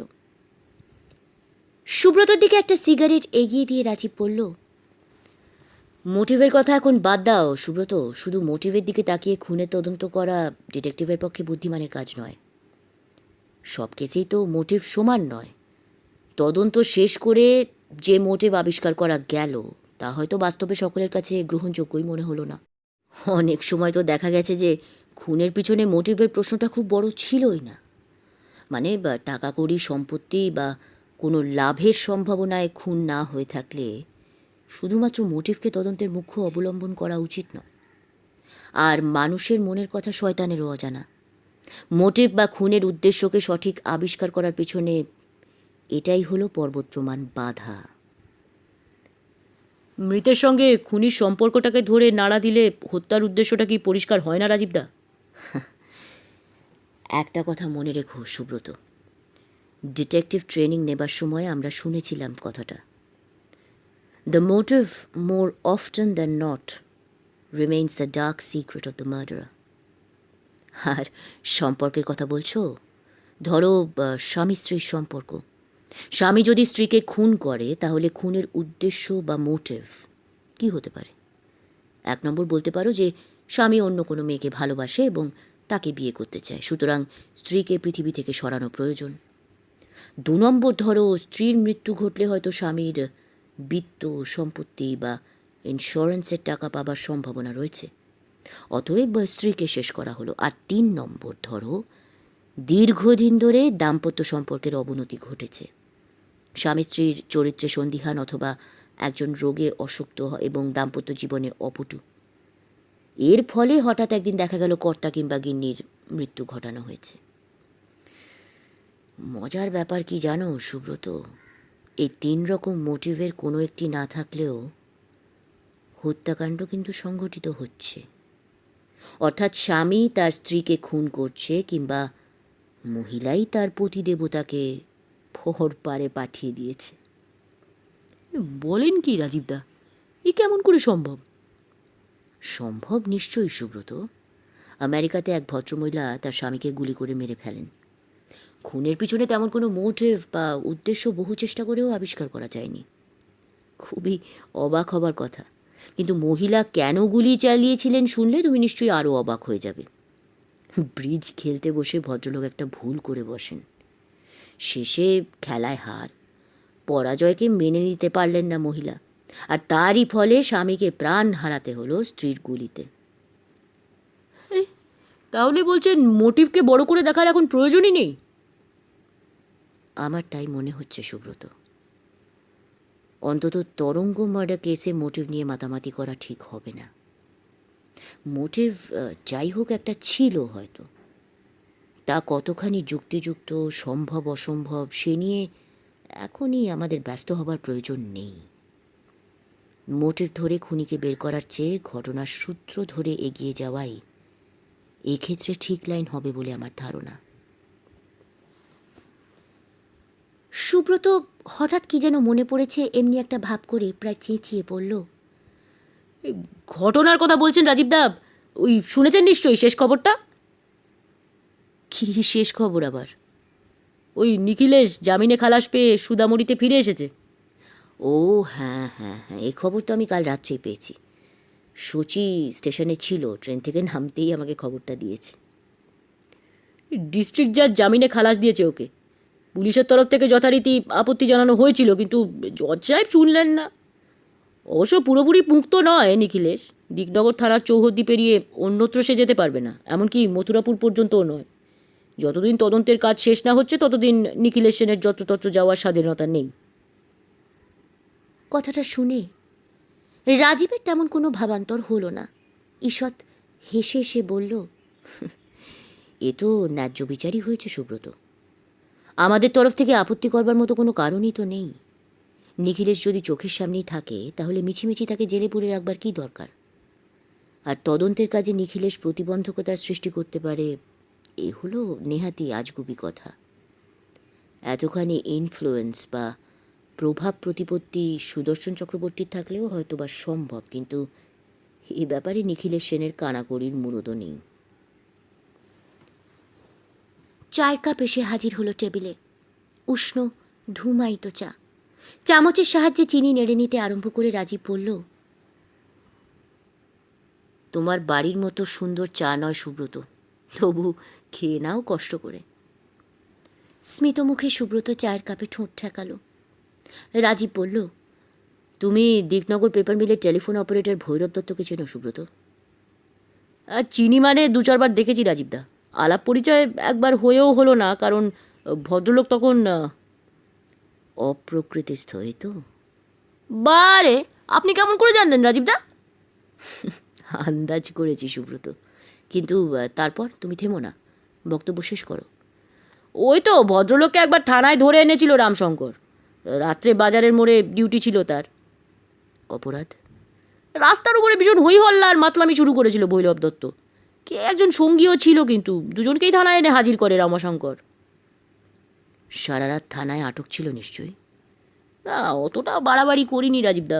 ম্যানেজার সাহেবকে টেলিফোনে জানাতেই উনি লোক পাঠিয়ে নিয়ে গেলেন। সুদর্শন চক্রবর্তী তাহলে ভৈরবের সম্বন্ধে একটা সফট কর্নার আছে। হ্যাঁ, মনে তো হয় রাজীবদা। আমি তো শুনেছি মিল ম্যানেজারের অন্দরে পর্যন্ত ওর আনাগোনা আছে। ওই বাড়ির নানা কাজকর্ম তো ভৈরবই করে। কাজকর্ম মানে কি কাজ করে? না, তেমন কিছু নয়। ধরুন এই ওষুধ টষুধের প্রয়োজন হলে ভৈরব দত্তকে ছুটতে হয় জেলা শহরে, এমনকি কলকাতা পর্যন্ত। নানা কাজে মথুরাপুরে আসা তো হামেশাই লেগে আছে। তো ম্যানেজার সাহেবের জামা কাপড় কাচতে দিতে ভৈরবকে যেতে হয় স্টিম লন্ড্রিতে, অর্থাৎ ওই অলোকপুরে। আবার ধরুন বাংলোতে হঠাৎ কোনো পার্টি বা ভোজ টোজ হলে ভৈরবকেই সব ভার নিতে হয় বলে শুনেছি। মাছের রান্না থেকে ককটেল তৈরি পর্যন্ত সর্ব ব্যাপারে ভৈরবের কিছু না কিছু ভূমিকা কিন্তু আছে। আচ্ছা, তাহলে ভৈরব দত্ত মিল ম্যানেজারের দক্ষিণ হস্ত, কি বলো সুব্রত? হ্যাঁ, আমি তো তাই শুনেছি রাজীবদা। মিলে ওর খুব প্রতিপত্তি। ম্যানেজারের লোক বলে মিলের অনেকে ওকে একটু একটু ভয় করে আর কি। সেদিন দেখলেন না, প্রভা মুখার্জি প্রায় স্বীকার করলো কথাটা।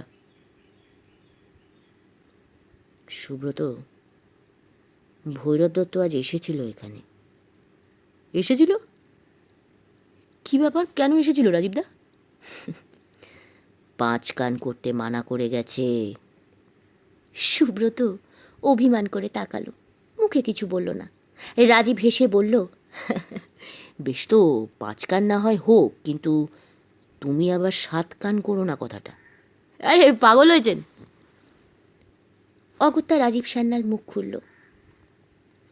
ঘটনার দিন রাত্রে ভৈরব দত্ত ওই রাস্তা ধরে ফিরছিল, তখন প্রায় 10:30। সুদামড়ির মোড়ের কাছে একটা লোককে যেতে দেখেছে। কোন দিকে যাচ্ছিল লোকটা? ভৈরব তো বলল লোকটা যাচ্ছিল দিকনগর বাজারের দিকে। কিছুক্ষণ আগে বীরেনস্বর দোকান থেকে মাল খেয়ে সে বাড়ির দিকে ফিরছিল। সুদামড়ির মোড়ের কাছে লোকটার সঙ্গে দেখা। ও, কোনো কথা হয়েছিল নাকি ওর সঙ্গে? না, একটি শব্দ বিনিময়ও নয়। লোকটি পাঞ্জাবি শিখ বলে ধারণা হয়েছে ভৈরবের। ওকে দেখে কেমন যেন দ্রুত চলে যায় লোকটি। যাবার সময় ভৈরবের দিকে কটমট করে তাকিয়েছিল আবার। ও, তা আপনার কি মনে হয় রাজীবদা, তরঙ্গের খুন হবার সঙ্গে এর কি কোনো সম্পর্ক আছে? এর কোনো উত্তর দেওয়া এখনই সম্ভব নয় সুব্রত, কিন্তু সম্পর্ক থাকলে আমাদের 16 আনা ভোগান্তি। উটকো লোক এসে তরঙ্গকে খুন করে গেলে তদন্তের কিনারা করা দুরূহ। খুনের কেসে ডিটেকটিভের একটা মস্ত সুবিধে আছে হে, অধিকাংশ ক্ষেত্রেই খুনি মৃতের পরিচিত হয়ে থাকে। And the murderer remains near to the পিও। কারেক্ট। কিন্তু লোকটা কে রাজীবদা? বিবরণ শুনে তো মনে হলো কোনো ট্রাকের ড্রাইভার কিংবা পাঞ্জাবি কন্ট্রাক্টর হবে। হয়তো সুদামুড়ি থেকে ফিরছিল অত রাত্রে, দিকনগর বাজারে কোথাও এসে রাতটা কাটাবে বলে। কয়েকটি মৌন মুহূর্ত শেষ হলো। হঠাৎ রাজীবকে উৎসাহিত দেখালো। সুব্রতর দিকে তাকিয়ে সে বলল, সুব্রত, তুমি একটা কাজ করো তো, দিকনগরে পাঞ্জাবিদের একটা ডেরা রয়েছে না? হ্যাঁ, শহরে ঢুকবার একটু আগে আড্ডাটা, একটা হোটেল মতো রয়েছে। সাধারণত পাঞ্জাবি ট্রাক ড্রাইভাররা এসে ওখানেই ওঠে, ইচ্ছে করলে একটা রাত কাটায়। ও হইহল্লা ফুর্তি টুর্তি করে, নইলে খানাপিনা শেষ করেই দৌড়। আড্ডাটা সম্বন্ধে তোমার কাছে কোনো রিপোর্ট হয়েছে? না, কিচ্ছু না। লোকগুলো এমনিতে ভালো, কয়লা ভর্তি ট্রাক নিয়ে বেপরোয়া গতিতে গাড়ি চালায়। ক্লান্তি বোধ করলে নিজেদের ডেরার কাছে নেমে পড়ে, 2-4 ঘন্টা কিংবা বড়জোর একটা রাত কাটিয়ে আবার ঝড়ের গতিতে ছুটে চলে। তো তুমি কাল একবার ওখানে খোঁজ নিও তো সুব্রত, রাত 10:30টার পর কেউ ওখানে এসে উঠেছিল কিনা। একটা কথা শুধু মনে রেখো, লোকটির সঙ্গে ট্রাক বা অন্য কোনো গাড়ি ছিল না। সে পায়ে হেঁটে সুদামড়ির মোড় থেকে দিকনগর বাজারের দিকে যাচ্ছিল। কিন্তু ভৈরব দত্তকে সে রাতে কী কাজে যেন পাঠানো হয়েছিল না? হ্যাঁ, ওই মিস দাস তো আমাদের সে কথা বলেছিলেন। তোমার হয়তো তাই মনে আছে সুব্রত। কাজটা কিন্তু মিলের নয়, মিল ম্যানেজারের। সুব্রত মন দিয়ে শুনছিল। রাজীব বলল, ঘটনার দিন রাত 7টার ফার্স্ট প্যাসেঞ্জারটায় মিসেস চক্রবর্তীর আসবার কথা ছিল কলকাতা থেকে, এবং সেই কারণেই ভৈরবকে পাঠানো হয়েছিল স্টেশনে। কিন্তু ভদ্রমহিলা ফার্স্ট প্যাসেঞ্জারে আসেননি। ভৈরব সে কথা ফোন করে জানিয়েছিল ম্যানেজারকে। নির্দেশ না থাকলেও নিজে বুদ্ধি কাটিয়ে পরের ট্রেনটাও সে অ্যাটেন্ড করে, এবং রাত 8টার এক্সপ্রেসটায় ভদ্রমহিলা এসে হাজির হলেন স্টেশনে। তাকে নিয়ে ভৈরব দিকনগরে পৌঁছায় ঠিক সময়। তখন 9:05-10 বেশি হয়নি। বাজারের কাছে এসে মোড়ের মাথায় গাড়ি থেকে ভৈরব নেমে পড়ে। পরে সে দিকনগর বাজারে বীরেনের দোকানে মদ খেতে ঢোকে। এসব কথা সুদর্শন চক্রবর্তী কিন্তু আমাদের বলেনি রাজীবদা। অবশ্য আমরা এসব প্রশ্ন করিনি ওকে, কিন্তু একটা প্রশ্নের উত্তর আমাদের কাছে অসম্পূর্ণ থেকে যাচ্ছে সুব্রত। কি প্রশ্ন? প্রশ্ন হচ্ছে মিসেস চক্রবর্তী কবে ফিরে গেলেন কলকাতায়। ভৈরব দত্ত এ বিষয়ে সম্পূর্ণ নীরব, অথচ ঘটনার দিন সন্ধ্যের পর সুদর্শন চক্রবর্তী অলোকপুরে গিয়েছিল এবং বাংলোয় ফিরে আসতে তার একটু রাত্রির হয়। প্রায় 11টার মতো। এ কথা সুদর্শন চক্রবর্তীর মুখ থেকেই তো শোনা। তাহলে দেখা যায় যে মিসেস চক্রবর্তী এই ঘন্টা দুয়েক সময় একাই ছিলেন বাংলোতে, অথচ পরের দিন তাকে কেউ দেখেছে বলে তো শোনা গেল না। রাজীবদা, এই প্রশ্নের উত্তর তো সুদর্শন চক্রবর্তীর কাছ থেকেই পাওয়া যাবে। তা হয়তো মিলবে, কিন্তু আর একটা ব্যাপার চিন্তা করেছো সুব্রত? তরঙ্গ যে সময় খুন হয়েছে বলে আমরা আন্দাজ করছি, ঠিক সেই সময়টির কথা একবার ভাবো। এই হত্যাকাণ্ডের সঙ্গে সংশ্লিষ্ট বলে যাদের সন্দেহ করা হচ্ছে তারা তখন কে কোথায়? সুদর্শন চক্রবর্তী বলে সে গিয়েছিল আলোকপুরে, হয়তো তখন আলোকপুর থেকে ফিরছিল ম্যানেজার। শশাঙ্ক ভট্টাচার্য কলিয়ারিতে ছিল, ডিউটি দিতে ব্যস্ত।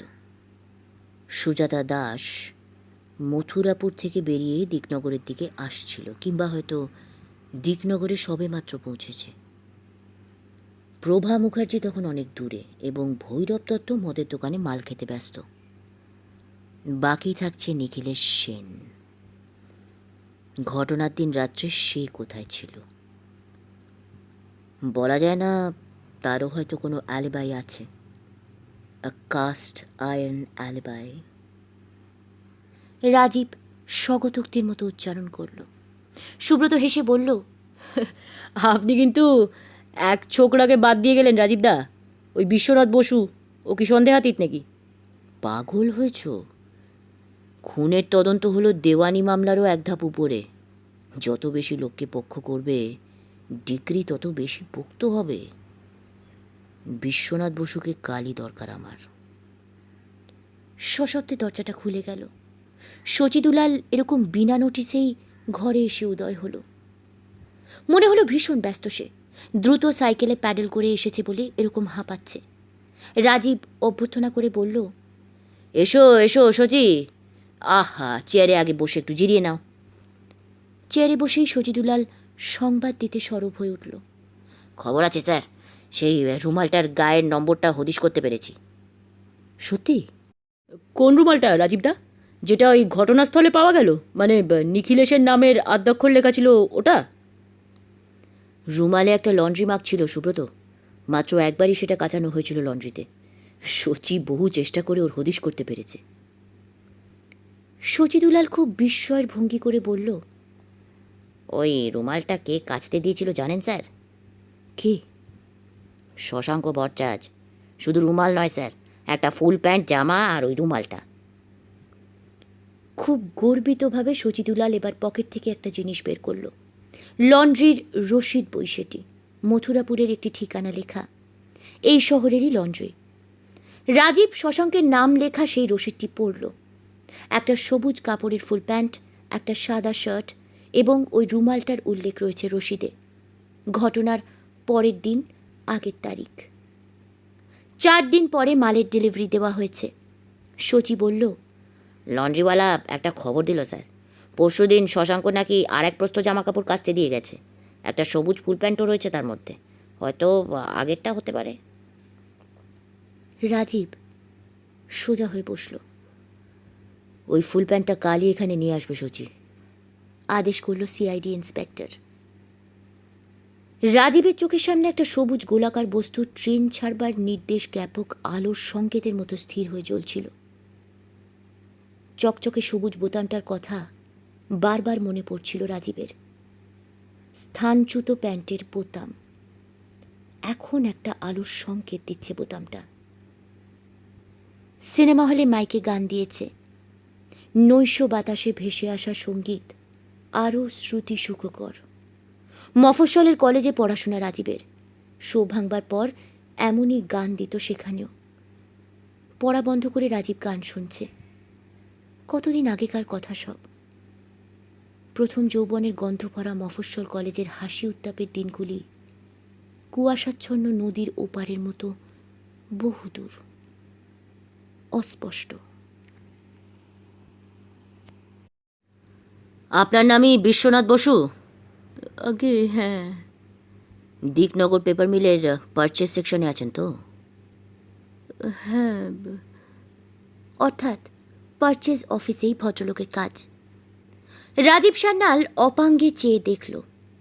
প্রভা মুখার্জি ঠিকই বলেছিল, ভদ্রলোকের বয়স বেশি নয়, 24-25 কিংবা 2-1 বছর এদিক ওদিকও হতে পারে। রোগা রোগা শ্যামলা চেহারা, এক মাথা কালো চুল, চোখ দুটি বেশ বড় এবং সেই কারণেই উজ্জ্বল। কথাবার্তায় চটপটে এবং সপ্রতিভ। মফস্বলে মানুষ হয়েছে বলে শুনেছিল, কিন্তু তাই বলে তেমন মুখ চোরা বা লাজুক বলে মনে হচ্ছে না ওকে। সন্ধে হতে অল্প কিছু বাকি। দিনের আলো মরতে বসেছে। পশ্চিম আকাশে সূর্য ডুবুডুবু। নিরাভিমুখী বিহঙ্গকুলের কুজন থেকে থেকে শোনা যাচ্ছে। কারো কিচিরমিচির কাকলি, কারো বা কুক কুক ডাক। শেষ অপরাহ্নের নিস্তব্ধতা প্রায় ভেঙে যাচ্ছে। আধশোয়া ভঙ্গিতে চেয়ারের উপর বসেছিল রাজীব। মাথাটা চেয়ারের পিছনে হেলে পড়েছে। পায়ের পাতা চেয়ার থেকে দূরে মেঝের উপর প্রসারিত। বাঁ হাতে একটা জ্বলন্ত সিগারেট 2 আঙুলের মাঝখানে চেপে ধরে আছে। তা অফিস থেকেই সোজা আসছেন বিশ্বনাথবাবু? আগে হ্যাঁ, এই বিকেল 4টের সময় থানার একজন এএসআই গিয়ে হাজির সেকশনে। আমাকে বললেন সন্ধ্যের সময় একবার থানায় গিয়ে দেখা করতে হবে, বড়বাবু ডেকেছেন। অফিস থেকে বেরিয়ে ভাবলাম দেখাটা সেরেই যাই, নইলে সারাদিন অফিসে খেটে একবার ঘরে ফিরলে তখনই আর বেরিয়ে পড়তে পা ওঠে না। বড়বাবু মানে আমি আপনাকে দেখা করতে বলেছিলাম। অবশ্য ইচ্ছে করলে আমিও আপনার ওখানে যেতে পারতাম, কিন্তু তাতে সামান্য অসুবিধে দেখা গেল। জিজ্ঞাসাবাদের জন্য একটু নিভৃতে বসলে ভালো হয় বিশ্বনাথবাবু, বিশেষ করে এই ধরনের কেসে। আগে থানায় ডেকে পাঠিয়েছে শুনলেই মনটা কেমন বিদ্রোহ করে ওঠে, নইলে একবার এসে দেখা করে যেতে আপত্তি কিসের বলুন। যাই হোক, কেন ডেকেছেন তা এবার নিশ্চয়ই বলবেন। আপনাকে ডেকে পাঠিয়ে কী প্রশ্ন করব তা অবশ্য বলা শক্ত, কিন্তু কেন ডেকে পাঠিয়েছি তা একটুও ধরতে পারেননি বিশ্বনাথবাবু? বিশ্বনাথ নিরুত্তর। কি যেন চিন্তা করছিল সে। রাজীব বলল, আমার বিশ্বাস আপনি ব্যাপারটা ঠিকই আঁচ করেছেন, এবং কেন আপনাকে ডেকে পাঠিয়েছি তা মোটামুটি জেনেও আপনার মনে একটা প্রচণ্ড কৌতূহলের সৃষ্টি হয়েছে। আর ঠিক সেই কারণেই অফিস থেকে বেরিয়ে দ্রুত পায়ে আপনি এসে উঠেছেন থানাতে। তরঙ্গ মরেছে, কিন্তু আপনার কৌতূহল আর আকর্ষণ কিন্তু আজও অটুট, অমর।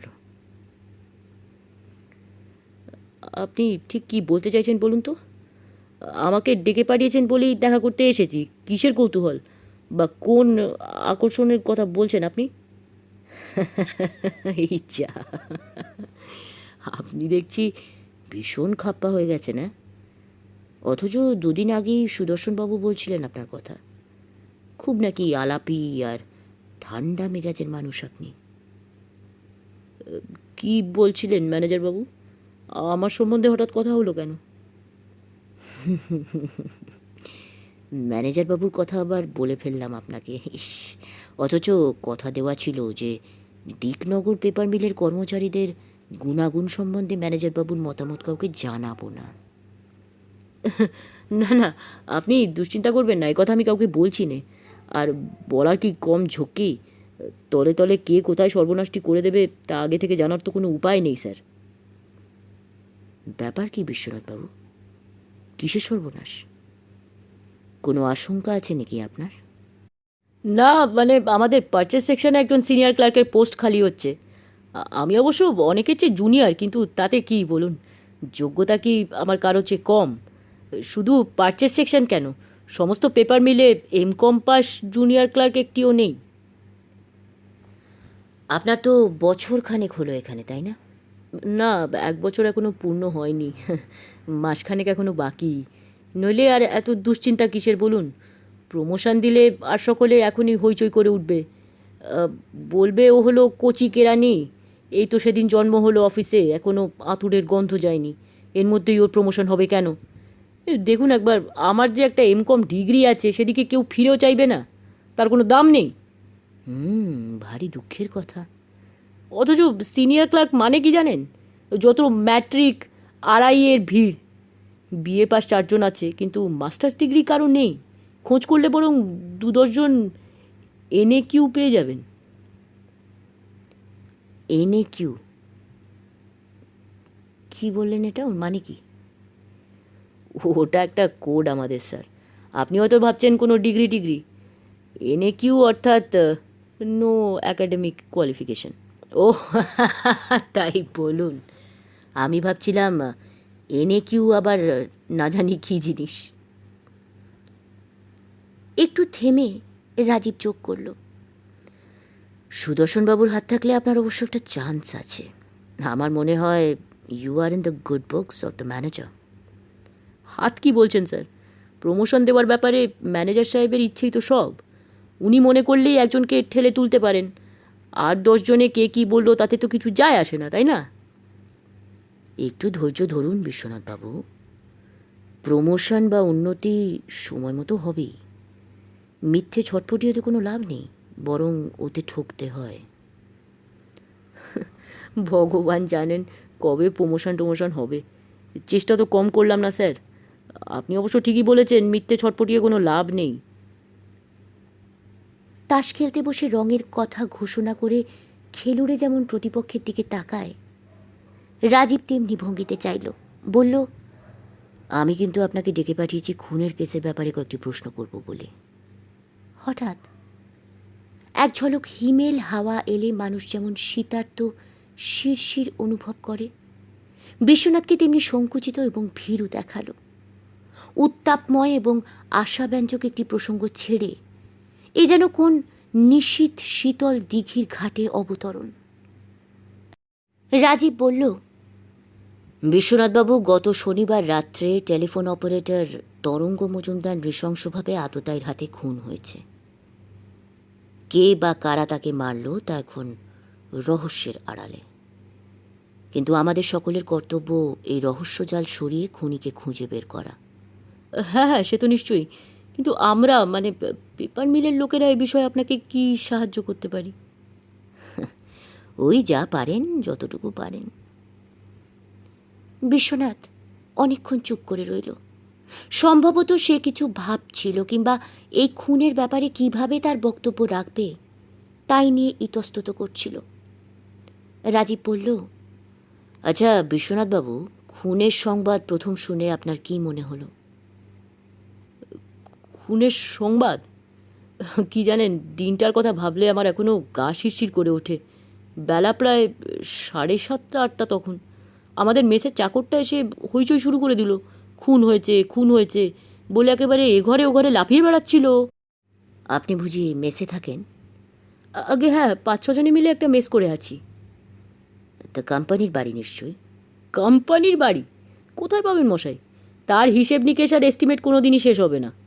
কবে নতুন বাড়ি তৈরি হবে তা ভগবানই জানেন। আপনাদের মেস বাড়িটা মিল থেকে কত দূর? তা স্যার বেশ খানিকটা পথ হবে, 8 মাইল টাক তো হতেই পারে। হেঁটে আসতে প্রায় 15 মিনিট সময় লাগে। দিকনগর বাজারটা যে পথে, বাড়িটা সেদিকেই নাকি? না স্যার, ঠিক উল্টো দিকে। মিল থেকে বেরিয়ে বাজারের রাস্তা ধরলে আমাদের মেসে কোনো দিনও পৌঁছতে পারবেন না। খুনের সংবাদ পেয়ে আপনি ডেড বডি দেখতে ছুটলেন তো? বিশ্বাস করুন, খবরটা শুনেই আমার কেমন মাথা ঘুরে উঠল। হাতের পাতা পায়ের হাঁটু পর্যন্ত ঠান্ডা হয়ে গেল। তরঙ্গর সঙ্গে আমার আলাপ পরিচয় ছিল। জানাশুনো কেউ একজন খুন হয়েছে শুনলে মনের কেমন অবস্থা হয় বলুন তো? তাহলে মৃতদেহ দেখতে আপনি যাননি, তাই না বিশ্বনাথবাবু? না, ঠিক তা নয়। একটু পরেই আমি গিয়েছিলাম। তখন অবশ্য সকলে ফিরে আসছিল। ওরা বলল ডেড বডি তুলে থানায় নিয়ে গেছে পুলিশ, ময়নাতদন্তের জন্য লাশ মথুরাপুরে চালান দেবে। আচ্ছা বিশ্বনাথবাবু, একটু আগেই আপনি বলছিলেন যে তরঙ্গের সঙ্গে আপনার আলাপ পরিচয় ছিল। আলাপ পরিচয় মানে শুধু জানাশুনো না? তরঙ্গের সঙ্গে জানাশুনো মানে আলাপ পরিচয় তো কিছুটা ছিল বই কি। আমার মনে হয় ব্যাপারটা খুলে বলাই ভালো বিশ্বনাথবাবু, তাদের দুপক্ষেরই সুবিধে। কি বলেন আপনি? হ্যাঁ, তা তো ঠিকই। মানে কথাবার্তা খোলাখুলি বলাই তো উচিত। তরঙ্গের সঙ্গে আপনার আলাপ পরিচয়টা কত দূর গড়িয়েছিল বিশ্বনাথবাবু? দুটি যুবক যুবতীর জানাশুনো পরিচয় একটু নিবিড় হলে হৃদয় বিনিময়ের মতো একটা অঘটন ঘটে যাওয়া বিন্দুমাত্র অসম্ভব নয়। বিশেষ করে সেক্ষেত্রে যে ক্ষেত্রে মেয়েটি যদি সুন্দরী বলে বিবেচিত হয়, তাই না? আপনি কি বলতে চাইছেন বলুন তো? পুলিশ কি সন্দেহ করে যে তরঙ্গের সঙ্গে আমার প্রেম টেমের সম্পর্ক ছিল নাকি? এক্স্যাক্টলি, আপনি এবারে ঠিক জায়গাটিতে এসে পড়েছেন। লোকে বলে তরঙ্গের সঙ্গে আপনার অন্তরঙ্গতা ছিল, এবং সম্পর্কটা মধুর প্রেমের বলে মনে করবার মতো সঙ্গত কারণও আছে। দেখুন, আমি অবাক হয়ে যাচ্ছি। তরঙ্গের সঙ্গে আমার প্রেমের সম্পর্ক ছিল এরকম মনে করবার কী কারণ খুঁজে পেলেন আপনি বলুন তো? সেই কারণটা কি তা দয়া করে খুলে বলবেন এবার? আপনি মিথ্যে উত্তেজিত হচ্ছেন। স্থির হন বিশ্বনাথবাবু। কারণ যা জানতে পেরেছি তা নিশ্চয়ই আপনাকে বলবো। হাতের পেন্সিলটা টেবিলের উপর বার দুই ঠুকে কি যেন পরীক্ষা করলো রাজীব। তারপর বলল, প্রমাণ আছে বিশ্বনাথবাবু, প্রমাণ আছে। কিছুদিন আগে তরঙ্গকে আপনি একটা দামি কলম প্রেজেন্ট করেছিলেন। এমনি, মানে হঠাৎ উপহার দিলেন। আচ্ছা, আমাকে একটা কথা একটু বুঝিয়ে বলুন দেখি এবার, একটি অনাত্মীয়া রীতিমতো সুন্দরী মেয়েকে আপনি অকারণে দামি কলম প্রেজেন্ট করতে গেলেন কেন? আপনি দেখছি সাংঘাতিক মানুষ। কিন্তু তরঙ্গকে কলম প্রেজেন্ট করার কথা আপনি কেমন করে জানলেন বলুন তো? রাজীব কোনো উত্তর না দিয়ে মৃদু হাসল। বিশ্বনাথ ধীরে ধীরে বলল, স্যার, আপনি বিশ্বাস করুন, তরঙ্গের সঙ্গে আমার প্রেম ভালোবাসা কোনো দিন হয়নি। দিকনগর পেপার মিলের জুনিয়র ক্লার্ক আমি। মাইনে করি যা পাই তা শুনলে আপনি হাঁ হয়ে যাবেন। সাকুল্যে 144 টাকা মাইনে আমার স্যার। এর চেয়ে তরঙ্গও বেশি পেত। টিউশনি করে 30টা টাকা পাই বলে দেশে 80 টাকার মতো পাঠাতে পারি আমি স্যার। আমার টাকা না গেলে দুটো ভাই বোন আর বিধবা মাকে উপোস করে থাকতে হবে। কিন্তু বিশ্বনাথবাবু, পণ্ডিতেরা কি যেন বলে গেছেন না, ভালোবাসা অন্ধ। টাকা কড়ি বা অবস্থার দিকে তো সে ফিরেও চায় না। আমাকে ঠাট্টা করবেন না দয়া করে স্যার। তরঙ্গের সঙ্গে কোনো মধুর সম্পর্ক আমার গড়ে ওঠেনি। এ কথা বিশ্বাস করা বা না করা আপনাদের হাতে। তবে তরঙ্গের সঙ্গে আমার আলাপ পরিচয় ছিল, এবং হয়তো কিছুটা অন্তরঙ্গতাও হয়ে থাকবে। তরঙ্গের স্বভাবই ছিল অমনি স্যার। একবার আলাপ হলে ওর সঙ্গে ভাব জমানো কঠিন ছিল না। তা না হয় মানলাম, কিন্তু কলম উপহার দেওয়ার ব্যাপারটা আপনি এখনো পরিষ্কার করে বলেননি। আমি স্বীকার করছি আপনার কাছে, কলম উপহার দেওয়ার পিছনে আমার একটা উদ্দেশ্য ছিল। টিউশনির পুরো 1 মাসের টাকা খরচ করে আমি ওর জন্য কলমটা কিনেছিলাম। 30 টাকার মতো দাম নিয়েছিল। মনে ভেবেছিলাম কলমটা পেয়ে খুশি হবে তরঙ্গ, হয়তো আমার কাজটা করে দেবে। তাহলে অমন কত 30 টাকা উঠে আসবে। আচ্ছা, তাহলে কলমটা আপনার ঠিক উপহার নয়, একটা যাকে বলে ইনভেস্টমেন্ট, রাইট? ঠিক বলেছেন। ইনভেস্টমেন্ট ছাড়া একে আর কিছু বলা যায় না। তাহলে বলুন, ইনভেস্টমেন্টটা কিসের জন্য? বিশ্বনাথ ঠোঁট ফাঁক করে ছোট্ট একটুখানি হাসল। হাসিটা আনন্দের নয়, ঈষৎ লজ্জা মেশানো হাসি। বলল, তরঙ্গ আমাকে বলেছিল যে আমার প্রমোশনের জন্য বিশেষ চেষ্টা করবে স্যার। প্রমোশনের জন্য চেষ্টা করবে? প্রমোশনে তরঙ্গের হাত কোথায়? না, ঠিক হাত নেই স্যার। আবার ইচ্ছে করলে তরঙ্গ একজন কেরানিকে অনায়াসে একটা প্রমোশন পাইয়ে দিতে পারত। মানে ব্যাপারটা আপনি ধরতে পারছেন স্যার? খানিকটা না বোঝার ভান করে রাজীব বোকার মতো হাসল। নিজে থেকে বুঝে নেওয়ার চেয়ে বরং আপনি বলুন না। না, কথাটা আমাদের ম্যানেজার সাহেবকে নিয়ে কি না? আপনি নিশ্চয়ই কিছুটা জানেন স্যার। তরঙ্গ কি আর আমার মতো ছোট কেরানির প্রেমে পড়তে পারে বলুন? খোদ রাজাই ওর প্রেমে কাঙাল হয়ে হাত বাড়িয়েছিলেন। 144 টাকার কেরানি ওর কৃপার পাত্র। বিশ্বাস করুন, আমি মনে মনে ওর কৃপা প্রার্থী ছিলাম। তরঙ্গের সঙ্গে ম্যানেজার সাহেবের একটু ঘনিষ্ঠতা ছিল বলে আমি শুনেছি, কিন্তু কথাটা কতদূর সত্যি তা অবশ্য বলতে পারিনি। স্যার, কথাটা ঠিক, কথাটা একদম ঠিক। দিকনগর পেপার মিলে খবরটা অনেকেই জানে স্যার। অমন রাশভারী ম্যানেজার সাহেব সামনে দাঁড়িয়ে কথা বলতে পুরনো কেরানিরাও ভয় পায়। কিন্তু তরঙ্গের সঙ্গে যখন কথা বলেন তখন মুখে ছেলে ছোকরার মতো হাসি স্যার। এতদিন পরে আপনার কাছে বলছি স্যার, কোনোদিন কারো কাছে ভাঙিনি। তরঙ্গকে কথা দিয়েছিলাম কি না কাউকে বলবো না, এখন তো তরঙ্গ বেঁচে নেই, বলতে আর দোষ কিসের, তাই না স্যার? কি কথা বলুন তো? তরঙ্গ আমার কাছে স্বীকার করেছিল ম্যানেজার সাহেবকে দিয়ে ও ছোটোখাটো কাজ অনায়াসে করাতে পারে। আমাকে একটা প্রমোশন পাইয়ে দেবে বলে কথা দিয়েছিল তরঙ্গ, বলেছিল সুযোগ পেলেই ও কথাটা ম্যানেজার সাহেবকে জানাবে। কিন্তু তরঙ্গ আপনার উপকার করেনি, এই তো? মাস তিনেক ধরে আমি রীতিমতো খোসামত করেছি ওর। তরঙ্গ কখনো আমাকে নিরাশ করেনি স্যার, বলেছে সুযোগ বুঝে কথাটা ও বলবে ম্যানেজারকে। তা আমি ভেবেছিলাম সিনিয়র ক্লার্কের ভ্যাকেন্সিটা হলেই তরঙ্গকে ভালো করে ধরবো। সেই ভ্যাকেন্সি তো এতদিনে হতে চলেছে, কিন্তু আজ ভ্যাকেন্সি হলে আমার আর কতটুকু যায় আসে বলুন? কী আর আশা আছে আমার? কলমটা ওকে কবে উপহার দিলেন? এই মাসখানেক হবে স্যার। কলমটা নিয়ে তরঙ্গ ভীষণ রাগ করেছিল, কিন্তু আমার অবস্থার কথা তো জানে, চোখ নাচিয়ে বলেছিল এসব কি হচ্ছে, এই টাকা দিয়ে তো ভালো এক জোড়া জুতো কিনতে পারতেন। জুতোটা একেবারে গেছে স্যার, সামনের মাসে এটা না বদলালেই নয়। আচ্ছা বিশ্বনাথ বাবু, ঘটনার দিন রাত্রে আপনি কোথায় ছিলেন? ঘটনার দিন রাত্রে অর্থাৎ? অর্থাৎ যে শনিবার রাত্রে তরঙ্গ খুন হলো সেদিন সন্ধ্যের পর কোথায় ছিলেন আপনি? কার কার সঙ্গে সময় কাটালেন? কেন বলুন তো? সন্ধ্যের পর থেকে মানে মানে শনিবার দিন সন্ধ্যের পর। বলে যান চটপট, থেমে থেমে বলবেন না। সন্ধ্যের সময় টিউশন নিতে গেছিলাম স্যার। টিউশনির পর সেখান থেকে? এক জায়গায় তাস খেলতে গিয়েছিলাম, ফি শনিবারই তাসের আড্ডা হয়। তাস খেলতে গিয়েছিলেন? তো কি খেলা হলো, ব্রিজ না অন্য কিছু?